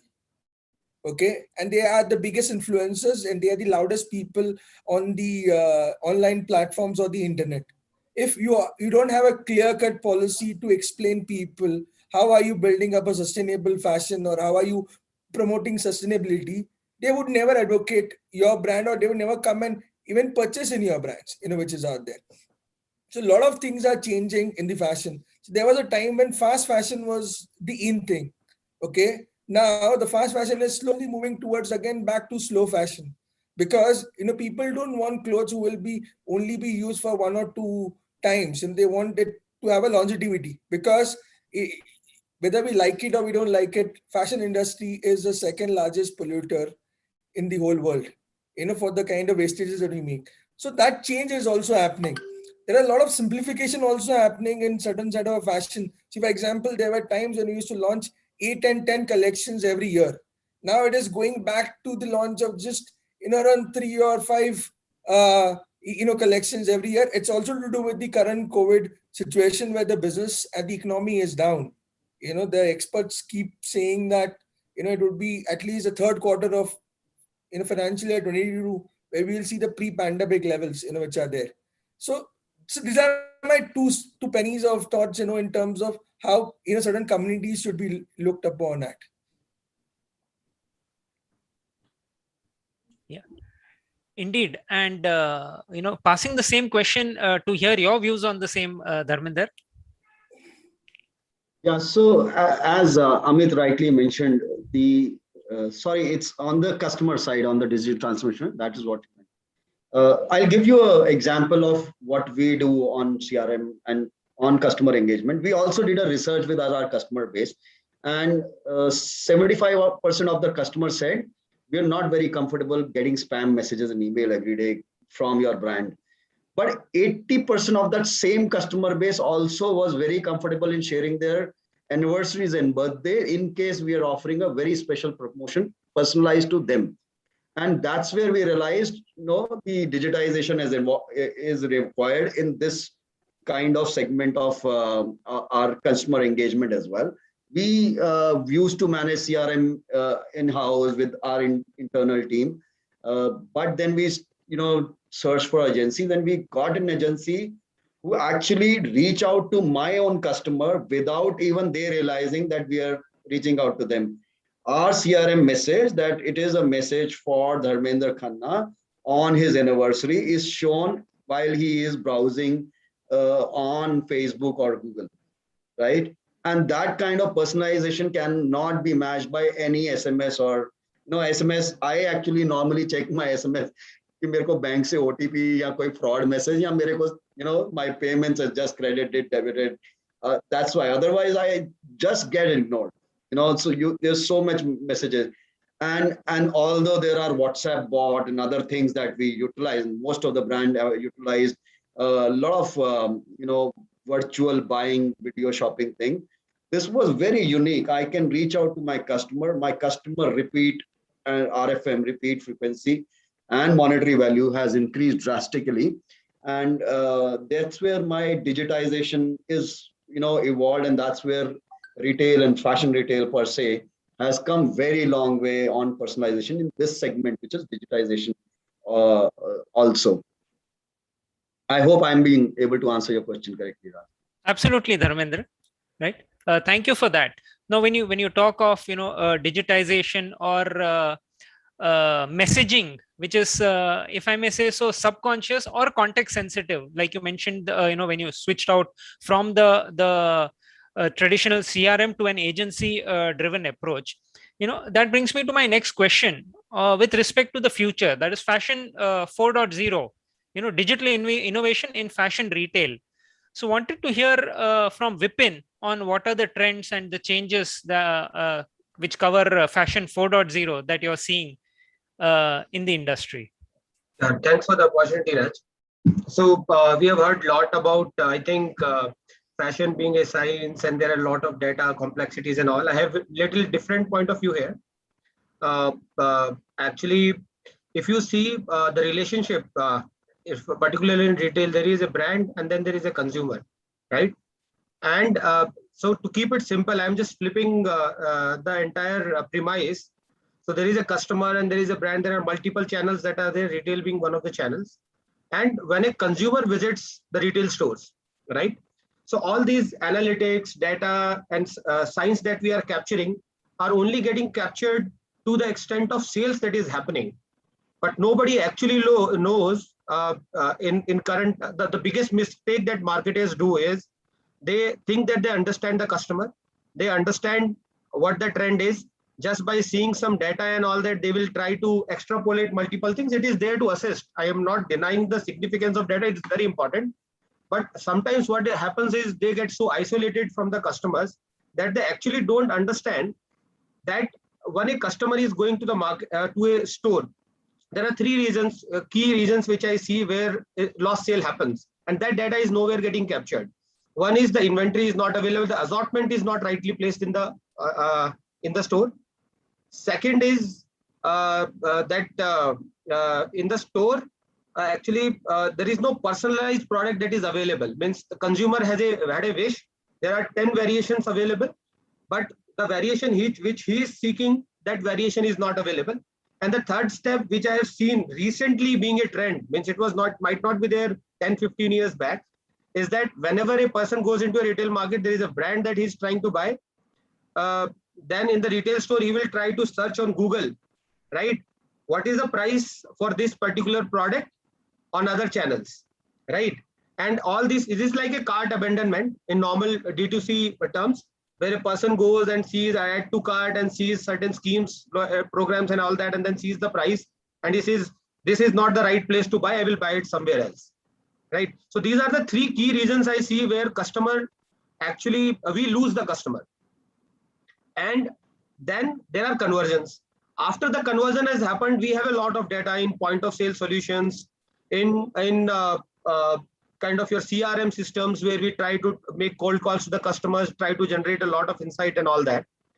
Now, digital in terms of fashion 4.0, just like industry 4.0, this all gamut of data, the extent of data that was available was not available earlier, right? In the point of sale solutions, when somebody, like in case of Page Industries, somebody visits Jockey store, then what we try to do, we try to capture his birth date, his mobile number, and a lot of other informations. We'll also try to see in terms of which all assortments he is trying to see, the premium customer, area of the store is premium or not, and all these informations are available.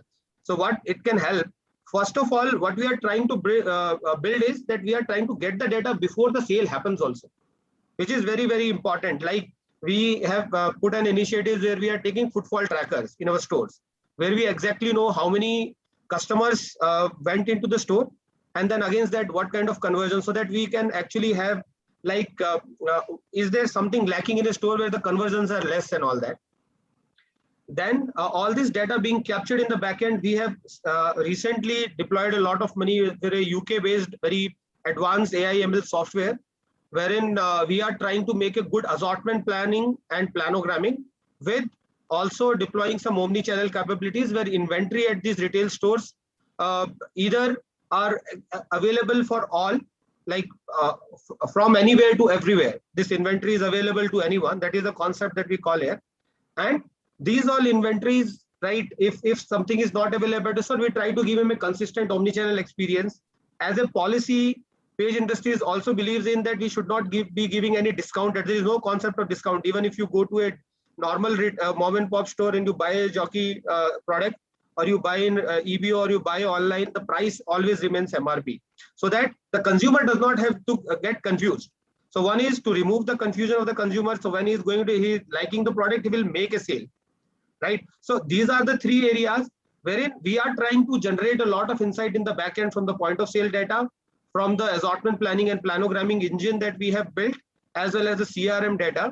And there are a lot of insights and all which are there going to the marketing, product development, as well as how to make a sale in the store itself, wherein an SOP, like what are the ways in which a certain process has to happen. Towards that also, we have some in-store execution apps that we are building, wherein we want to control the process within the store also and make it consistent for all the customers. So these are the initiatives. I think in terms of being fashion 4.0, this data is so enriching data that we are generating a lot of algorithms in terms of removing the lost sales, factoring all these informations where the sales opportunities are lost, creating a quick, good planogram and assortment at each store level, like adding the flavors of the local customizations.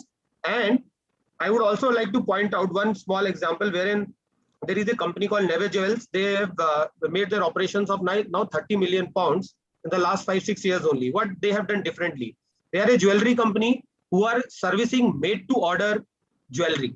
So you would have seen a lot of jewelry retail stores where people will go. There are standard like if somebody is working into diamond, it depends on the capacity of how much diamond he can buy and put the products on display, and then it will be sold and all that. What Never Jewels is doing differently, they have a good amount of operations in Europe and Canada and US and Australia, sorry. And they have a decent amount of stores there. They actually are using all the digital interfaces in terms of making a personalized jewelry product, and then from the back end optimizing all the operations and delivering that product within 2 to 3 weeks. So that way they scale the operations. So that is the future. And this personalization and all this connected supply chain control can only happen with a real mix of digital fashion 4.0 backend. So that is my thoughts. Over to you, Raj. Thank you. And your example, especially, thank you very much. And your example, especially on the made to order mass retailing, was quite interesting. Over to you, Lahiri. Fashion 4.0, and where do you see digital innovation in fashion retail? Bipin has given a very elaborate example of retail sale and how digital innovation has affected the fashion. I would like to go to the basics of it. What is 4.0 in digital innovation? What is that? What is number 1.0? What is 1.2 and what is 1.3 and all that? See,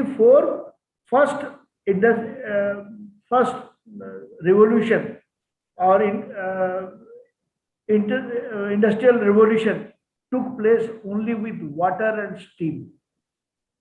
The second industrial revolution was with electrical power. The third was with telecommunication and Microsoft use. However, the 4.0 or fourth generation revolution is electronic, IT, complete digital connectivity. Important word is connectivity, by bringing together physical, digital, and organic elements of human life. That means this mechanism system, which works on AI, is connected to human being, human organization. See, in a mobile, when you see a particular site repeatedly, next time you open the mobile, it opens normally those sites. That gives you that site. So this is 4.0 is the connectivity of three things: physical, digital, and organic elements. This technology is also called cryonics, not electronics, but cryonics. Now, there are several examples as Bipin has given, and I would also like to add some more. So I referred about the digital clock, wristwatch. That also gives you how many steps you walk. What is the calorie that you burnt during the day? So this 4D technology is innovative technology, which is going to help in the fashion near future. It is bound to grow in many steps or many heights. Thank you very much. Thank you. Now, we discussed, and you gave a very good example of the evolution, in the industrial revolutions, if I may say so, right? That were there, and that is all about the past till the current. So Yes. the next question is with respect to, reshaping the future of fashion, and your predictions and how you see the next 5 years in the fashion industry. Over to you, Dharmendra, on this. So Raj, as Lahiri ji and Vipin rightly said, there is a lot of innovation happening in planning on mobile. The cheapest data in India is also expanding the faster pace of digitization. The next 4.0 of fashion retail would be AI-based tool, which gives us a precise data of which city, which color, which design, which style would work. And the same color may not work in city B.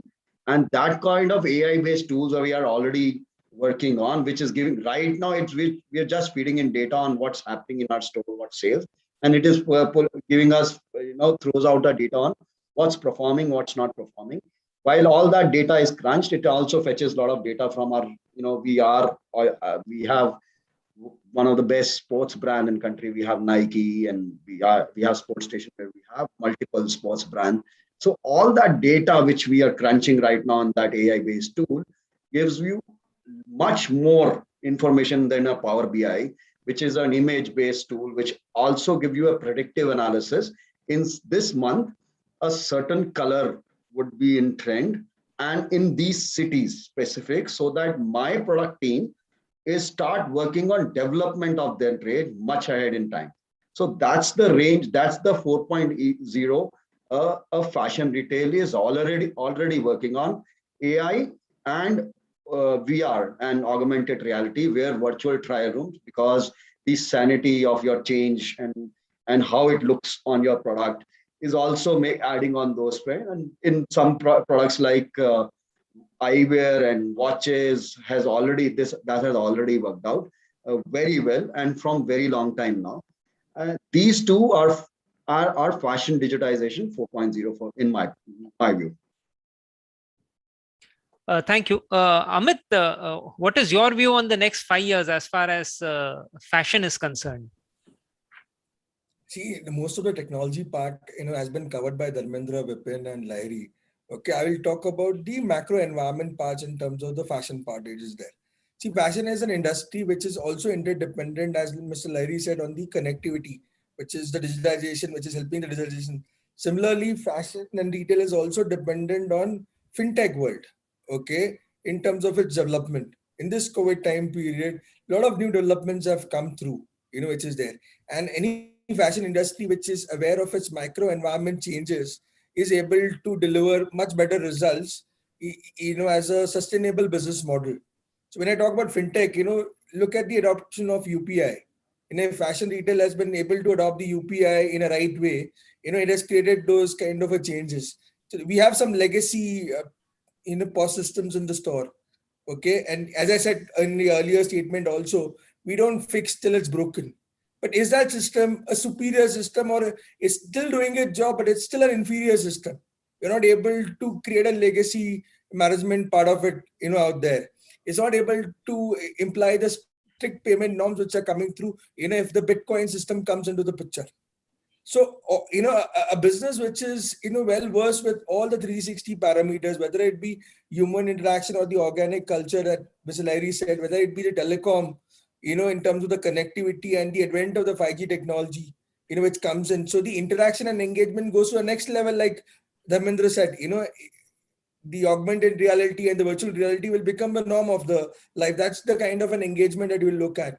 Fintech world development, in terms of various modes of payments coming through. See, for example, Dharmendra was talking about an RFM, in terms of people coming back in a frequency. But at the same time, this COVID also taught them that they need to conserve the cash. So what kind of new services are you able to bring into finance, financing in the fashion retail business? Whether it be buy now, pay later, whether it be a no cost EMI, whether it be the flexi payment terms, all those things are a part of this whole ecosystem which needs to be developed. The third thing, as I said, it has more become data driven.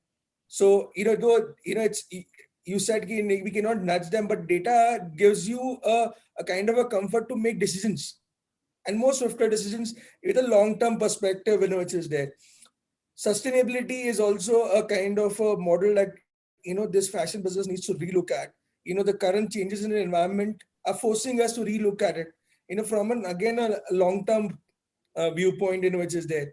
The climate change is, again, pushing us. See, what happened with COVID was it pushed us to the corner. And we don't want another kind of a similar kind of a pandemic or a tragedy which will push us again to the corner. It's better that we learn from this time period and we develop ourselves accordingly. And all in this, technology will play a big role to circumvent these concerns, which are there. And as I said, simplification is the next thing. In this whole technology part of it, there's too much of, parameters that we try to look at, and that too much of analysis can also lead to paralysis. So somewhere, the simplification of this whole process is also very important, and that is what I say. So it's a just about, of all of this which comes together. And we as the market leaders and we as the forefront runners of this whole thing, we need to capture that essence and start working on the scenario planning for the next 5 years of a business. Very true, Amit. In fact, planning in the current day and age, or forecasting in the current day and age itself is a big challenge. But I think very well put, right? Now I pass this question to Lehri. Lehri, what do you see reshaping the future of fashion?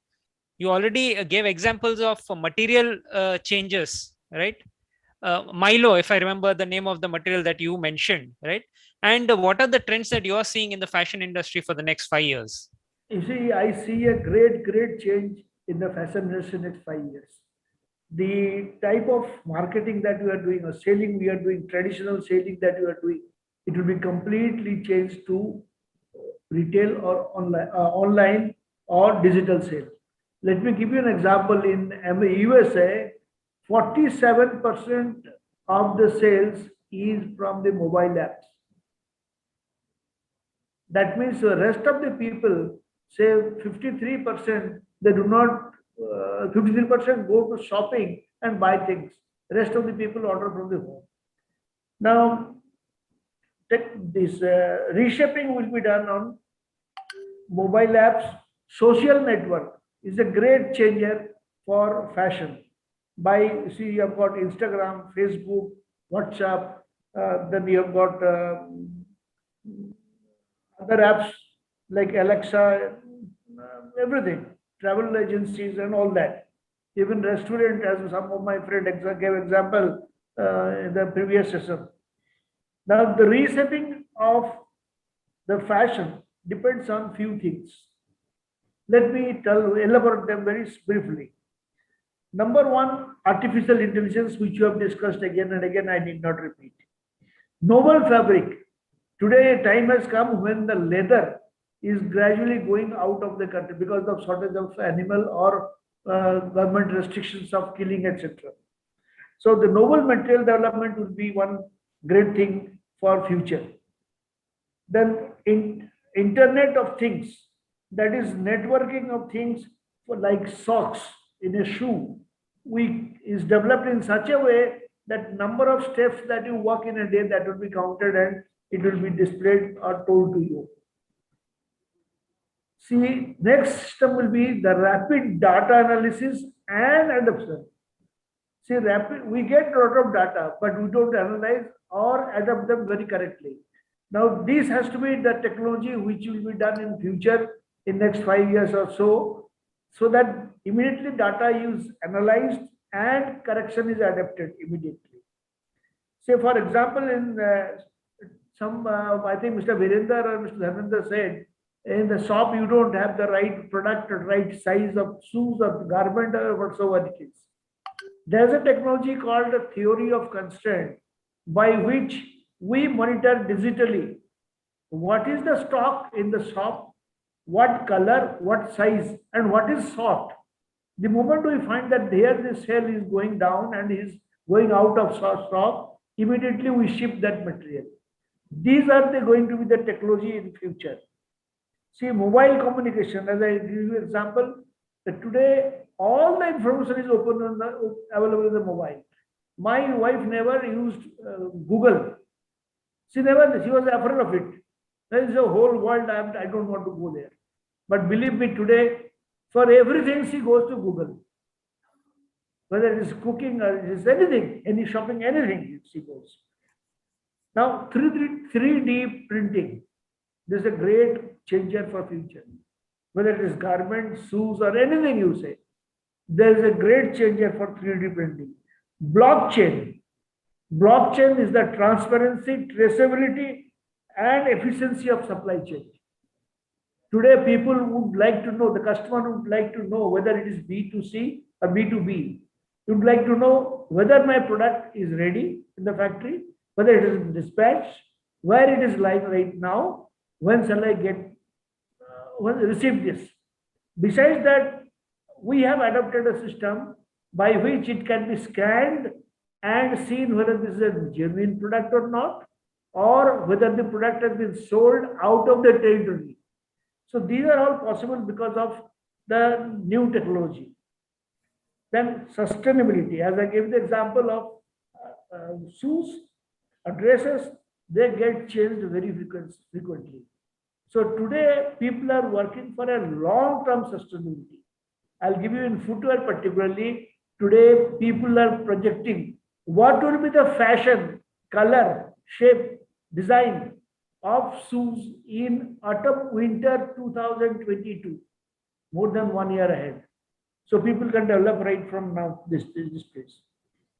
So these are the few points which will reshape the future of fashion industries. Thank you very much, Lahiri. Yeah, I think Amit, you wanted to say something. One statement which Mr. Larry made, I don't agree with it, that everything is going online. Okay, in India is a very different country. You know, the brick and mortar space is here to stay. And we cannot look forward to Europe and Western countries as role models because they are a complete different audience altogether. And there is a complete different generation gap between the two countries, you know, which is there. However, I also believe that, you know, there are few, changes which have to be made into a brick and mortar space. The brick and mortar needs to be like a magazine. It should change itself and flip itself to the new customers which come into the stores as if, you know, you're flipping a page of a magazine. A big retailer like me needs to entertain the customer like a stage or an entertainment zone where, you know, the customers are engaged into those things.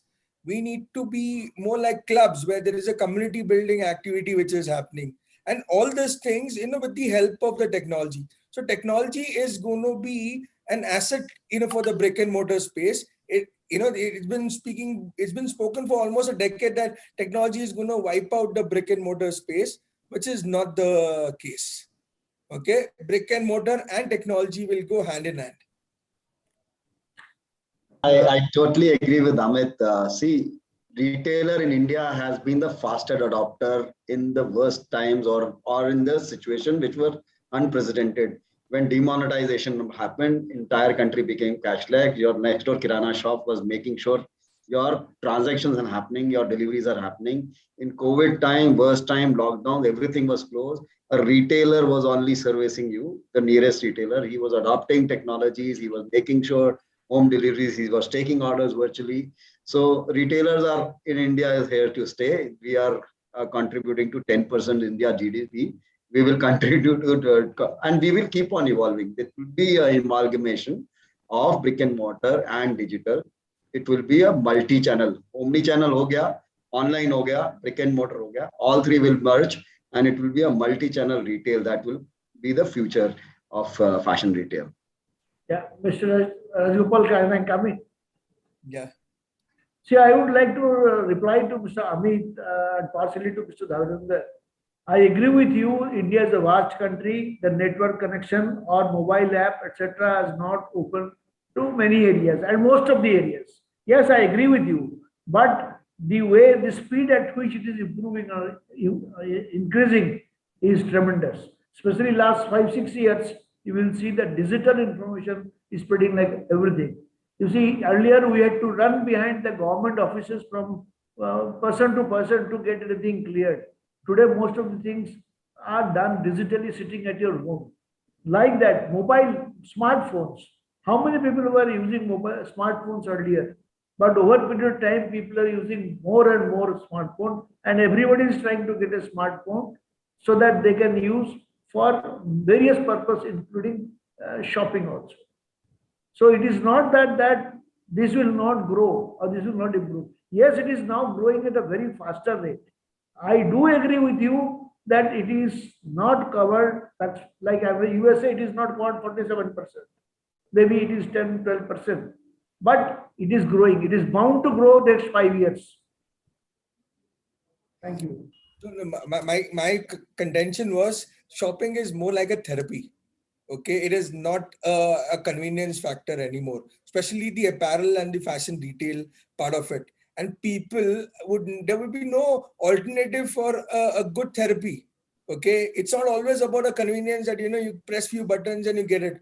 Okay, it might work for some daily needs, you know, which is there, But as a human being, we are a social people. We intend to interact with people. We need that personalization. When we go to a store, we need a little bit of an heart and soul connection with them. So what the brick and mortar store brings across is the heart and soul connection. And with the advent of technology, that is becoming a little better. That you are able to recollect the name, you are able to know what was the last shopping pattern which was there. If they have a kid of 2 years old and now he's grown by a year, so now they need a 3-year-old kind of a thing. So all those things help you customize it. But as I said, in the fashion retail space, I personally want to believe that it's a therapy, and we are these therapy sellers, not just fashion sellers. Fashion should be seen in that advent. You see, Mr. Indeed, Amit, indeed, Amit. With all the data and the algorithms that we have, one would still believe that theoretically the system can decide what you want, what you should be buying when, right? But somewhere it's possible that the hunter-gatherer genes of our forefather is still there, and there's the thrill in the chase, if I may say so. Yeah. Vipin, you wanted to say something. Yeah, I have a point to make here. Absolutely relate to what Amit and Mr. Larry are saying. So it is like there are brick and mortar, and then there are digital stores. So just like you have a lion and a tiger and you get a liger, right? Similarly, I am thinking that actually the next stage is the age of phygital stores, which is a hybrid of digital and physical. Technology will also intervene because it will take its place. Everywhere, whoever has discounted technology, you would see that technology has eventually come and it has taken its place. So there is no coming. But as Mr. Amit was telling, I totally agree that there will be stores which will be a mix of both, and digital experience with all that intelligence that we are generating, and the brand experience that the customer wants, look and feel the customer wants, both are going to stay. So I think it is a new age, is an age of digital stores going forward next few years. So one example given of phygital experience is the endless aisle that I think Dharmendra or Amit, one of you all mentioned, right? And someone also mentioned an example of we call it customers, but finally it's we as individuals, right? Who go into a store and then open our mobile browser and start searching the other popular marketplaces. Now, one of the tools that companies are using is the endless aisle concept, where rather than browse a third-party site, you browse our own website, right?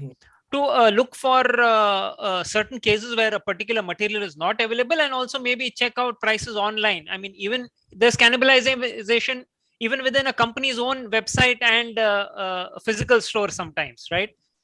Now, how effective, in your view, and this is open to anyone to answer, the concept of an endless aisle, versus people still picking up and doing a third-party check on a website?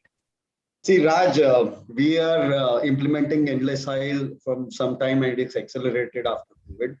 We are now adding on every tag, besides the barcode, a QR code where you can scan and check that product online as well. We want to encourage people by tum tension mat lo, sab kuch online ka bhi humne yahan dal diya. And the idea is when somebody scans the product, he can see the product, he can browse through. It will still be delivered from the nearest location, your nearest Lotto Sports on his location. And when he actually receives, he says, wow, yeah, it was very near to me. I can actually go and myself check out next time. It adds to my new customer base. One, it gives me a chance to a customer to, if he is not able to come, especially in the times where our lifestyles are busy. We are probably working from home, but we are very busy at homes as well. And we are not able to step out maybe for a safety reason, COVID reason, or probably due to paucity of time. We still want our customer to have that product service. There is still a connect, if not physically or digitally, with the store. And eventually then he actually walks on, because in fashion, 20% of the customers still want to have replacement, size change, come back, or return to for some reason or the other. So I have a very smooth transition from retail only to a omni channel, where my customers are able to service or explore both. And we are doing phenomenally well in that. My franchisees are happy, my store managers are happy, because they are getting new customer base that way. and my products are, it's actually, I am the brand, so I know kahin se bhi lo, it is my own products, and you you get the best of the experience. Narvinder, I'll also add on this. You Sure, see, sir. even in Amazon, there's a provision of returning the goods if it does not fulfill your requirement or your desired product. So one very great aspect is, Mr. Lahiri, even if you buy my product on Amazon or Myntra, or for that matter, any marketplace, it will still be serviced from a retail store nearest to your location. All these marketplaces also service. If it is a retail only collection, it will be serviced by my retail store. Yeah, that is the right And then one. there is a special collection which is only, or you had to step out and you had to go. There is international launch, since there is Euro Cup or Wimbledon, which has happened recently. There is a special tennis line which you have to step into my store, and then only you can buy. But there are retail collection. There is online collection where these Cloudtails and our folks buy and they sell. There is an online connection where if you want to buy, it will be serviced by my retail store only, and you can have the same experience. As a customer, you would not even know. You only see a seller name, which is a Lotus store or SSIPL store. You are absolutely right. That's a good solution. But since we are very new to this retail, online sale, etc., we do it directly from the factory. We have got a centralized warehouse from where we do all exchanges and replacements. Anyhow, your point is very good. Well taken. As we come to the closure of the panel, I request Vipin for any closing comments from your side. Yeah. I will just make crisp 4 points. One is that stores are going to be physical, and then the boundaries are going to break. I think customer wants best of both worlds, and companies would have to change as per customers. That's the fundamental. So these things are going to go, and these things are going to come, and all this convenience we'll have to give customers. Whoever gives, he will get the business. Second thing, what this COVID has done now, it has made the biggest problem that the companies had in terms of managing the supply chain, right? So like we all had our vaccine, COVID has given a vaccine to the retail industry. The entire supply chain has become agile. Now people are talking about being omni-channel, making retail stores and inventory points, inventory to be available for everyone. How do we make how do we make less and less inventory to be stored at retail stores, and how do we fast track our replenishment cycles? So these all things, I think they have learned a good lesson, and that will help in future. The retail industry has survived this. Now with this agile supply chain and the connected supply chain and all this visibility of data and all that, everybody was caught napping, and now everybody is immune. So now the retail industry is immune, and they will be taking it forward. Third trend which I see as a closing in this interaction is that most of the things data will be going to be data driven. There are a lot of decisions which will be dependent on data. People are expanding their horizons to gain data, not beyond sales only, not only sales, but even to the extent of where people have lost the sales, where opportunities are lost. And with the data, they also create new categories and ranges. Suppose tomorrow Lenskart may go into a Google, kind of make it fashionable and create a marketing campaign around that. They can generate a new category altogether, or maybe expand the existing category. So that's a new thing where somebody with this data and with the other data that is available, they need to understand the pulse of the customer, hit it at the right point and get it. So most of the strategies and decisions are going to be data driven. And fourth thing which I see is an age of personalization, which is hyper personalization. That is happening in D2C, in retail also. With all this data, I think there has to be provisions where customer also need to be heard. If there is due to some technology interventions, some retail companies are going to bring it, they will be the market leaders and they will generate, because in these days it is very easy. Many of the companies have become billion-dollar brands in revenue only within the space of 5-10 years. If we would have talked this 50-60 years back, companies take time to build. But these days, you just show the value to the customer, and if it hits their pulse, then sky is the limit. I think that's my closing thoughts. Sorry, Dharmendra, would like to hear your thoughts? Yeah, so as everyone mentioned, and I think most of the aspects are almost covered. I'm very confident retail, especially fashion retail, will be the earliest adopter of technologies. As and when it happens, it will happen first on, you will see it first on the fashion retail, be it virtual trial rooms, augmented realities, one click checkout, faster payment things, and touchless shopping, curbside pickups, blockchain and AI solutions, which are giving lot of data, useful data to our planning guys. Our entire SNOP is on now digital. There are AI-based tools which are giving us sales and operations reports, and it's phenomenal. You can't miss out. The biggest challenge of every retailer is पास ये inventory फंस जाएगा, and then we realized after a month. Now it is all real time and predictive, and all that predictive analysis, especially in retail, which is very fast. Amit mentioned it used to be multiple season or 7, 8 lines of collection. It became 4 seasons now, and then a small, capsule collection which every brand launches. But having so many new launches every time, every quarter or every season, gives you a very big threat of having a dead inventory after some time. And those are the solution. Those problems are now solved by digitization, the AI-based tools which are giving you a lot of data. Beyond this, omni-channel online is already there, and it is just going to evolve a lot more. Every city, tier, and corner of the country, the actual Bharat of India, actual India stays in tier T2, where our retail stores are also present and online orders also are increasing. It's just that customer is evolving, so the fashion retail will keep on evolving, and I think we have a very great times ahead. Worst is over. Amit, when you talk of omni-channel, a lot of times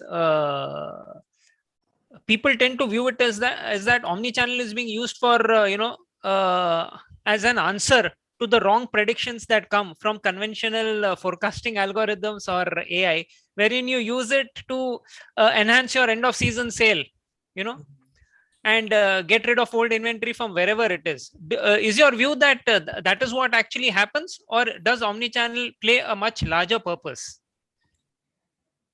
Raj, the omnichannel plays a much larger purpose. Okay, the new age generation is quite demanding. Okay, they are quite evolved.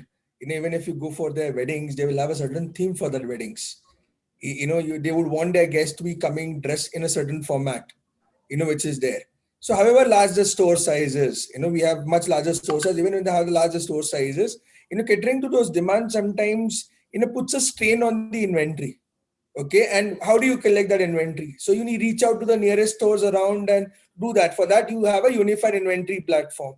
So omni-channel solutions are able to cater to this high demanding customers who want certain things within that speculative time, which is there. It is not about getting rid of the dead inventory or trying to push those things as an end of season sale.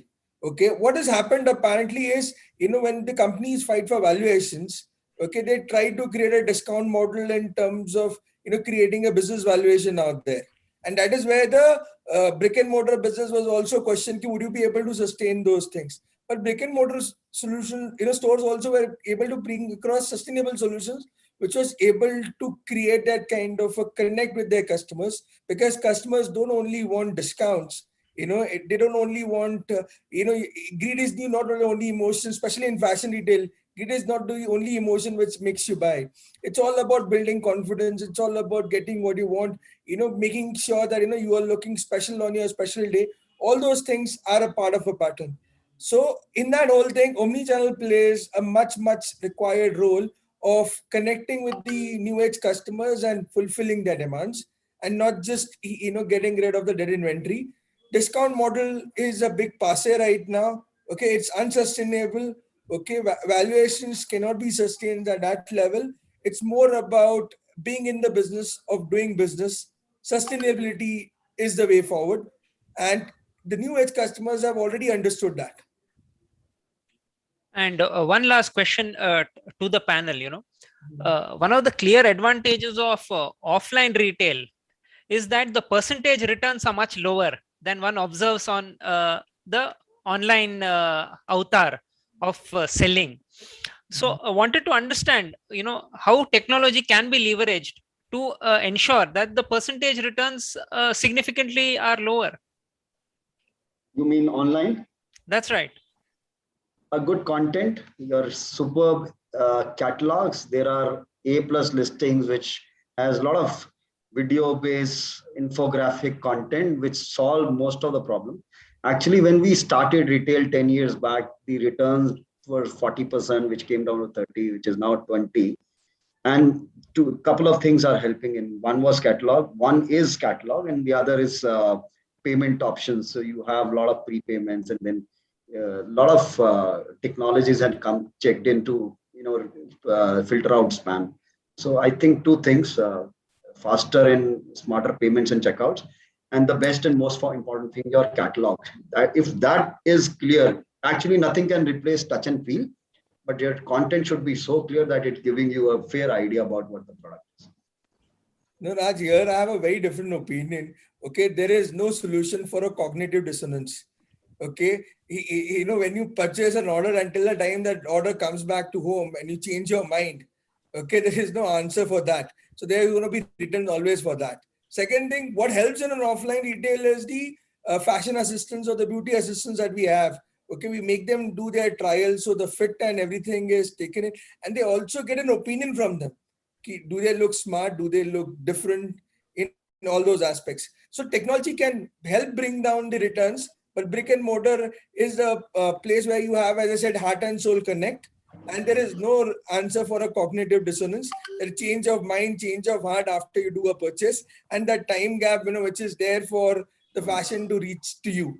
Okay, there are a lot of companies which are trying, 4 hours delivery or a 1 day delivery, which is there, but still, after you press a purchase button and, in a couple of minutes time, you feel like this is not the right purchase. So there's always going to be a cancel or a return, which is there. And because this online companies are into valuation, they are looking at showing the DMVs, which is there, they will not make and penalize it. Understood. So post-purchase dissonance is a basic human trait that will continue to stay. Awesome. With that, sorry, Vipin. Yeah, you wanted to say I do have a point here. So if we change the perspective, like as you rightly mentioned, retail have low margins and online D2C has high level of margins. Only thing that is required is how do we see our retail stores?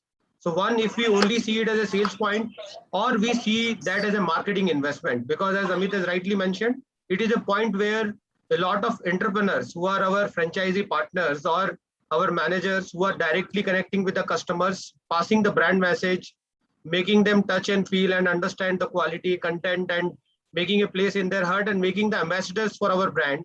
So if we see it as a marketing investment and we factor that into our returns that we are getting from retail stores, physical stores, then we might get, because finally, if we get good customers and we are actually pass on our message to the end retail customers, we'll get that uplift in other channels of the sales also. So it is not only a pure sales channel, it's a good amount of marketing investment where we are connecting and giving good brand experience. Thanks, Vipin. With that, I hand over to Namrata for any audience questions that might be there. Over to you, Namrata. Sure, Rajgopal. So we have exciting questions from audience as well. So the first question from Mohit, he's asking, how are you engaging the customers with new retail technologies? Can I request either Amit or Dharmendra to answer it? See, customer is very smart. You deploy a new technology. You just put a new screen on in your retail store. He'll come and start, playing, and probably he knows more than your store manager about how the technology will function. And besides that, a lot of social has given us a lot of reach to have explanatory videos, and the other things that we are using are more towards backend. So I think customer is smart. And we just have to deploy new technologies, and it gets adopted. If your staff is trained well, and and it has a smooth UX and UI, which actually is not very complicated. It gets adopted really, really fast. No, in our stores, Raj, what we do is, we use technology as a content creator, okay, which is there. So, for example, we had created a system in one of our stores where you could get a 360-degree picture, as a part of that content in which comes through. We never had to tell the customer how to do it. Okay, they themselves were going to a trial room, getting themselves dressed, taking a spin, and here came their 360-degree picture, which was a very unique content which they could put up on their social media, which is out there. So the agenda is, how do you harness that technology, which is there? As Dharmendra rightly said, no customer needs a further education. They are highly evolved. Recording in progress.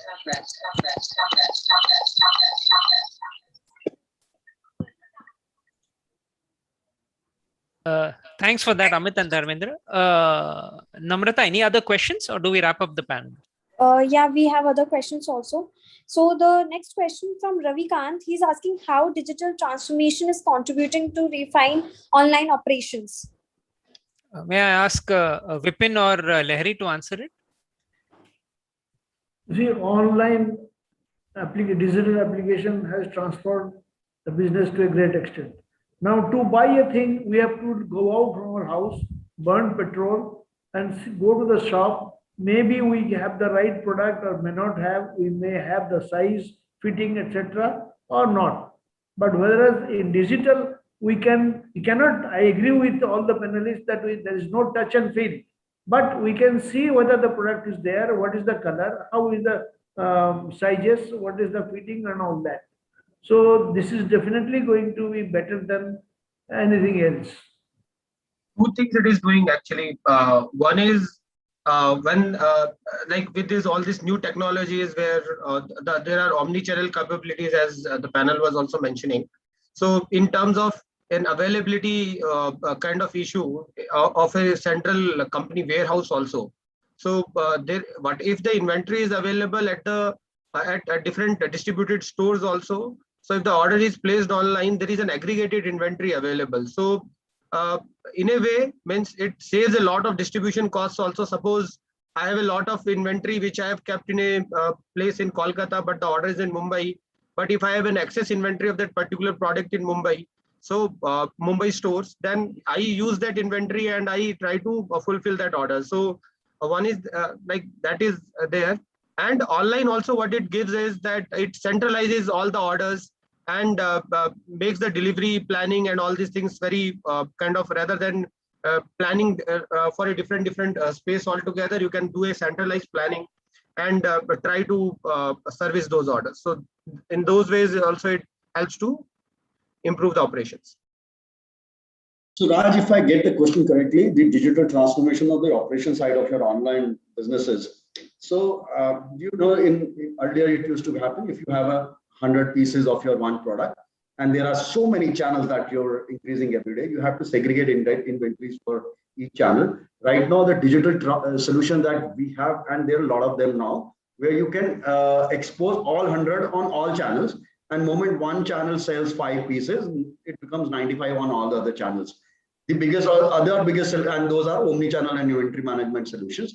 Besides that, the most difficult part in online operations are payment reconciliations, which it's very difficult to crack for a normal D2C brand or any layman. Even a CFO of a company can pull off his entire hair and become bad in 6 months. Seeing the settlement statements from these e-commerce channels. There are digital solutions now. There are tools which generate or OMS and WMS solutions that if you managing all your inwards and returns and orders on one single platform, you are able to the extent of 96-97% manage your settlements accurately. 100% solution, I don't think somebody has made to have a foolproof 100% solution on your payments and reconciliation. So these two are working very well, and those things should be explored. Any new brand or any evolved brand who's working on D2C, expose your inventory through these tools so that you have optimized your same inventory on all the channels. किसी दिन किसी में कोई offer या visibility मिलती है and suddenly you see such a blast of your sales and you unfortunately then regret कि यार I have blocked only certain amount of inventory, not the entire availability with me. So these two solutions are working very well, Raj. Indeed. Namrata, any other question? Yes, the third question is from Prince Kumar. He's asking how digital and analytics are transforming domains in every part of the apparel value chain. I open this up to all panelists. Anyone would like to answer? What data is helping, as the panel already spoken and given many examples, is that like if we have to, the biggest challenges that we have in terms of in the retail stores is why are we losing sales, or are there demands which are getting unfulfilled? So what the data analytics does is it gives us all those areas which we are blindfolded of. We exactly know which are the demands which were not fulfilled and what kind of products the customer preferences customer prefers. And also it gives a good amount of analytics, like if there are very good tools available which do which have AI ML capabilities, and they develop have very good algorithms also, that gives us very good assortment planning and planogramming of all the stores that can be done, whether the store is a small size store, big size store, which products are working in which geographies, which customer segments and all that. So all these analytics and actually insights, and it also gives us like which kind of initiatives, consumer loyalty programs, marketing interventions are actually bringing the uplift. So all these things put together, I think it is transforming the entire decision making as well as optimizing the resources that are in limit available, which are space, retail space, your investments that the retail store owners have to be doing. So in those all areas, it is helping, actually transforming in its entirety. Thank you very much, Vipin, for that. Namrata, do we have time for any further questions? No, there are no more questions. So you can wrap up the panel. A very warm thank you, right, and a heartfelt thank you to all the panel members. Indeed, it has how 1 hour went or 1.5 hours went, right? One doesn't really realize in such discussions, which are actually dharma discussions that we had. Appreciate the audience for sticking around with us in this late hour. And with that, we call it a wrap, right? Thank you very much. Back over to you, Namrata. Thank you, Rajgopal. Before logging off, we should, I request all the panelists to smile so that we can take a smiling screenshot. Sure.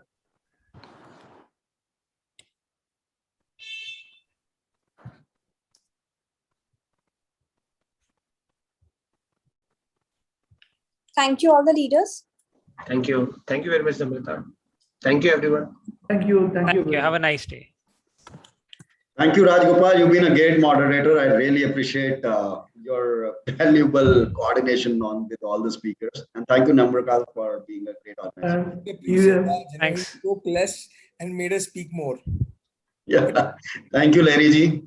Pleasure meeting you. Bye-bye. Larry Ji, for the first time, I met somebody, who is so tech savvy and believes that technology is going to change the world, so very fast. And you are so good that we appreciated every panelist and also motivated him. Thank you very much. Yeah, but Amit always brought a twist. He always brought a counterpoint. I noticed that. Yeah, always. Yeah. But it is quite a warm panel. We should appreciate, and see, always, there are always going to be fights with the CIOs and the CMOs. Okay, when the business discussions are happening, but it was quite a fun thing to be on this panel. Yeah. As I said, it is a dharma getting discussed. Yes. Thanks, everyone. Let's take. Thank you. Yeah. Thank you. Namrata, do we drop off or do we hang around? No, actually, award ceremony is also there. Yeah. So you can remain on the call. Thank you.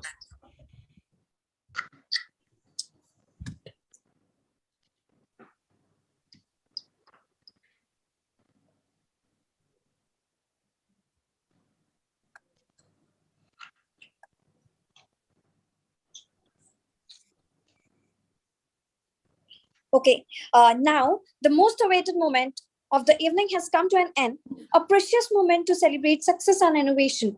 Inflection Awards are India's most prestigious awards in technology, marketing, supply chain, logistics, procurement, organized by Alden Global Value Advisors. Today, 150 plus CXOs and 350 plus attendees are watching this live on our website. Now, let's start the celebration with the first award for Marketing Leader of the Year Fashion Retail 2021 goes to Amit Sawant from Future Lifestyle Fashions.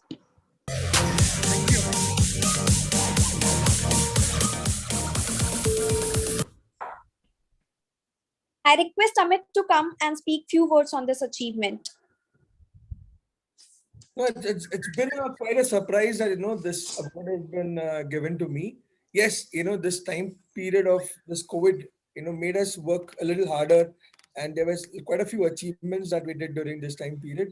But I truly thank Inflection Awards for recognizing those efforts and giving me this award. It just it's such a humbling experience. Thank you very much. Amit, I request you to smile so that we can capture this happy moment. Yeah.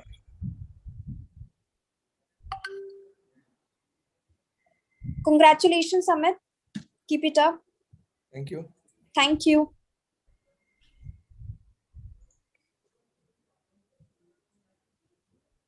Next award for Tech 40 under 40, which goes to Vipin Rustagi from Page Industries.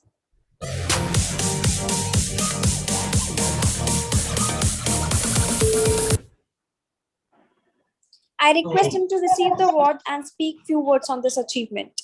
Yeah, sure. Thanks, Namrata. So I'm really pleasantly surprised to receive this award. And this COVID and this pandemic has been quite hard, and we had to do a lot of tech interventions. It is really pleasing that my efforts are being recognized and I have been given this award. I'm really humbled to receive the award. Thank you very much. Vipin, I request you to smile so that we can capture this happy moment.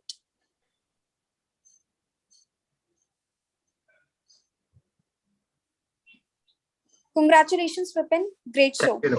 Thank you very much. Thank you.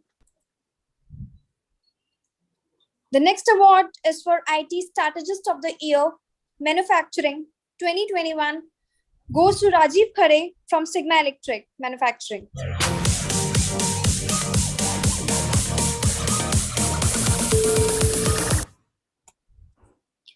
I request Rajiv to come and receive the award and speak few words on his achievement.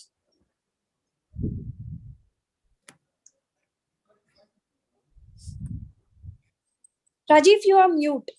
Yeah, can you hear me now? Yeah. Yeah, I would like to thank Alden for a wonderful event and also the day-long event that was organized.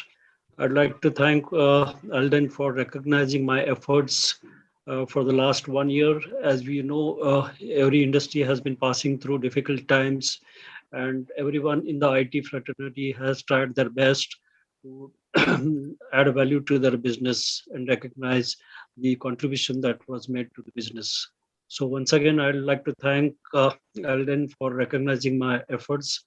And this, I should say that it is a teamwork that has achieved the results. Thank you so much once again, Alden. Rajiv, I request you to kindly smile so that we can capture this happy moment. Okay.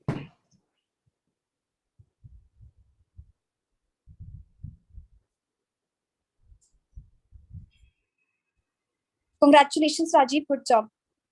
Thank you. Thank you.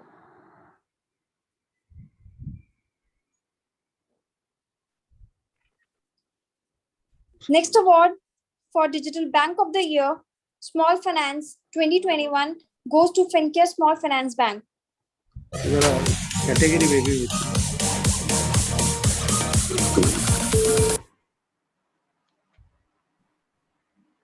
I request Mr. Chandar Rao to receive the award and speak few words on this achievement. Yeah. Thank you, Team Alden Global and NASCOM for selecting us for this prestige prestigious award, and we are really honored. Thank you. Chandar, I request you to kindly smile so that we can capture this moment. Congratulations. Great show, and thank you. Thank you. Next award is for Technology Leader of the Year, Footwear Retail 2021, which goes to Rajgopal Nayak from Metro Brands.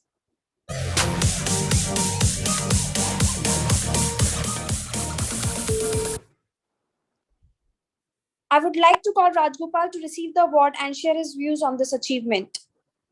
Namrata, yeah, hi. Thank you very much to Inflection Awards, Alden Global, and NASCOM for conferring this prestigious title to me. The last year indeed has been a year of turmoil, but also a year of opportunity. And as a tech leader, it was a windfall year to be able to make a difference and prove oneself and what technology can achieve for one's organization. Right? Thank you very much.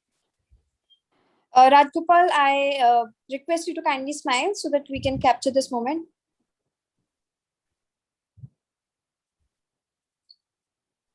Congratulations, Raj. Great show. Thank you. Thank you.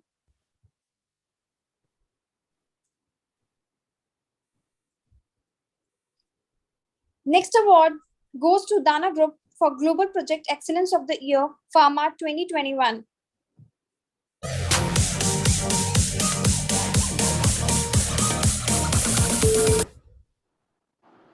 I request Anil Gidwani to come and receive the award and share your thoughts on this achievement.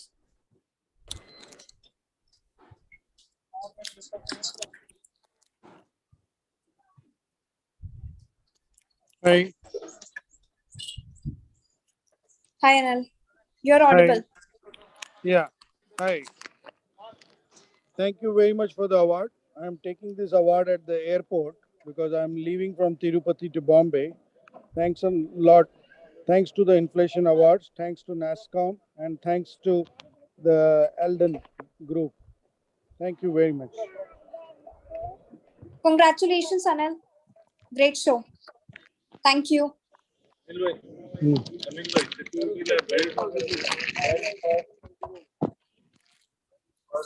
Yeah. Next award for Most Innovative CIO of the Year, Foods and Beverages 2021 goes to Yogendra Singh from Barista.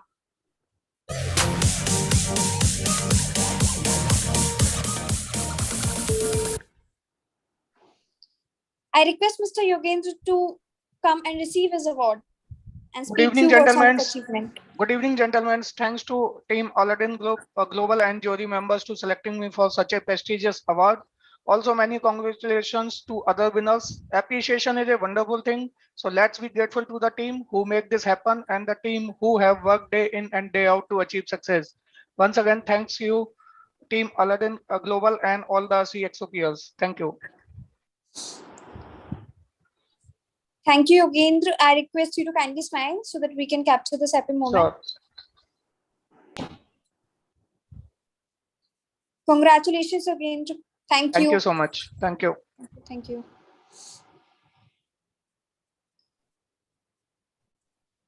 Next award is for Young Technology Leader of the Year, IT and Services 2021 goes to Dharmendra Kumar Verma from Samsung Data Systems.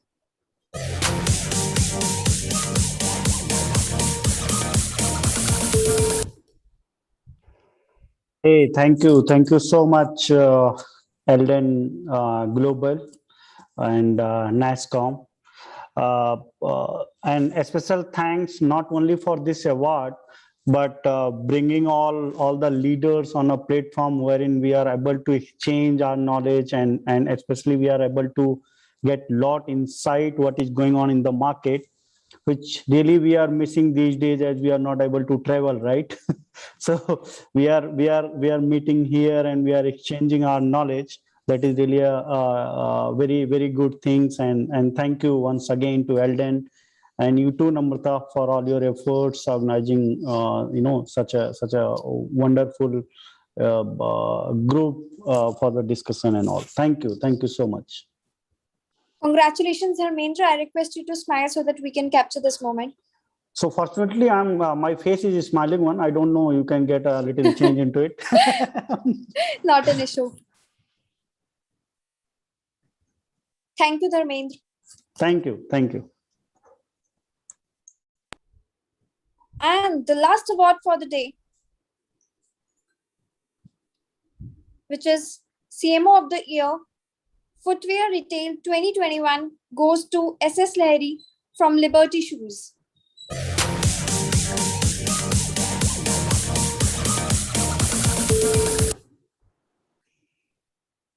I request him to come and receive the award and speak few words on his achievement.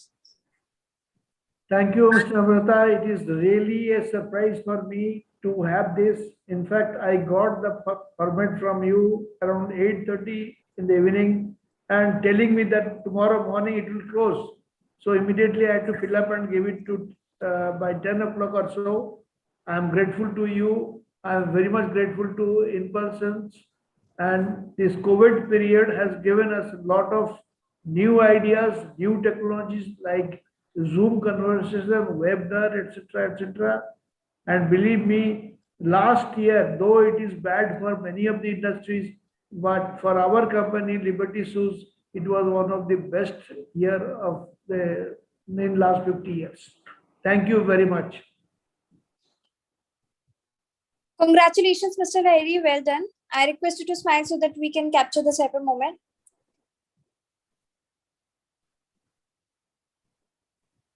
Thank you. Thank you.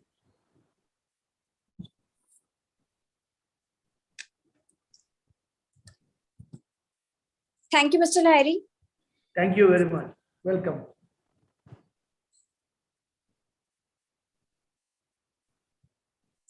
Congratulations to all the awardees out there. Thank you, top leaders and delegates, for sharing your contribution and making this rich discussion. Hope you all will be able to carry the thoughts of the day to build a robust roadmap and strategies. See you in our next Banking Tech Innovation Web Conference and Awards on 28th September 2021. Thanks to the leaders and attendees for your valuable time during the day. Thank you all. Have a great evening. Thank you, Namrata. Thanks. Thank you, Thanks, thank you, Namrata. Namrata. Thanks, Eldon. Thank you.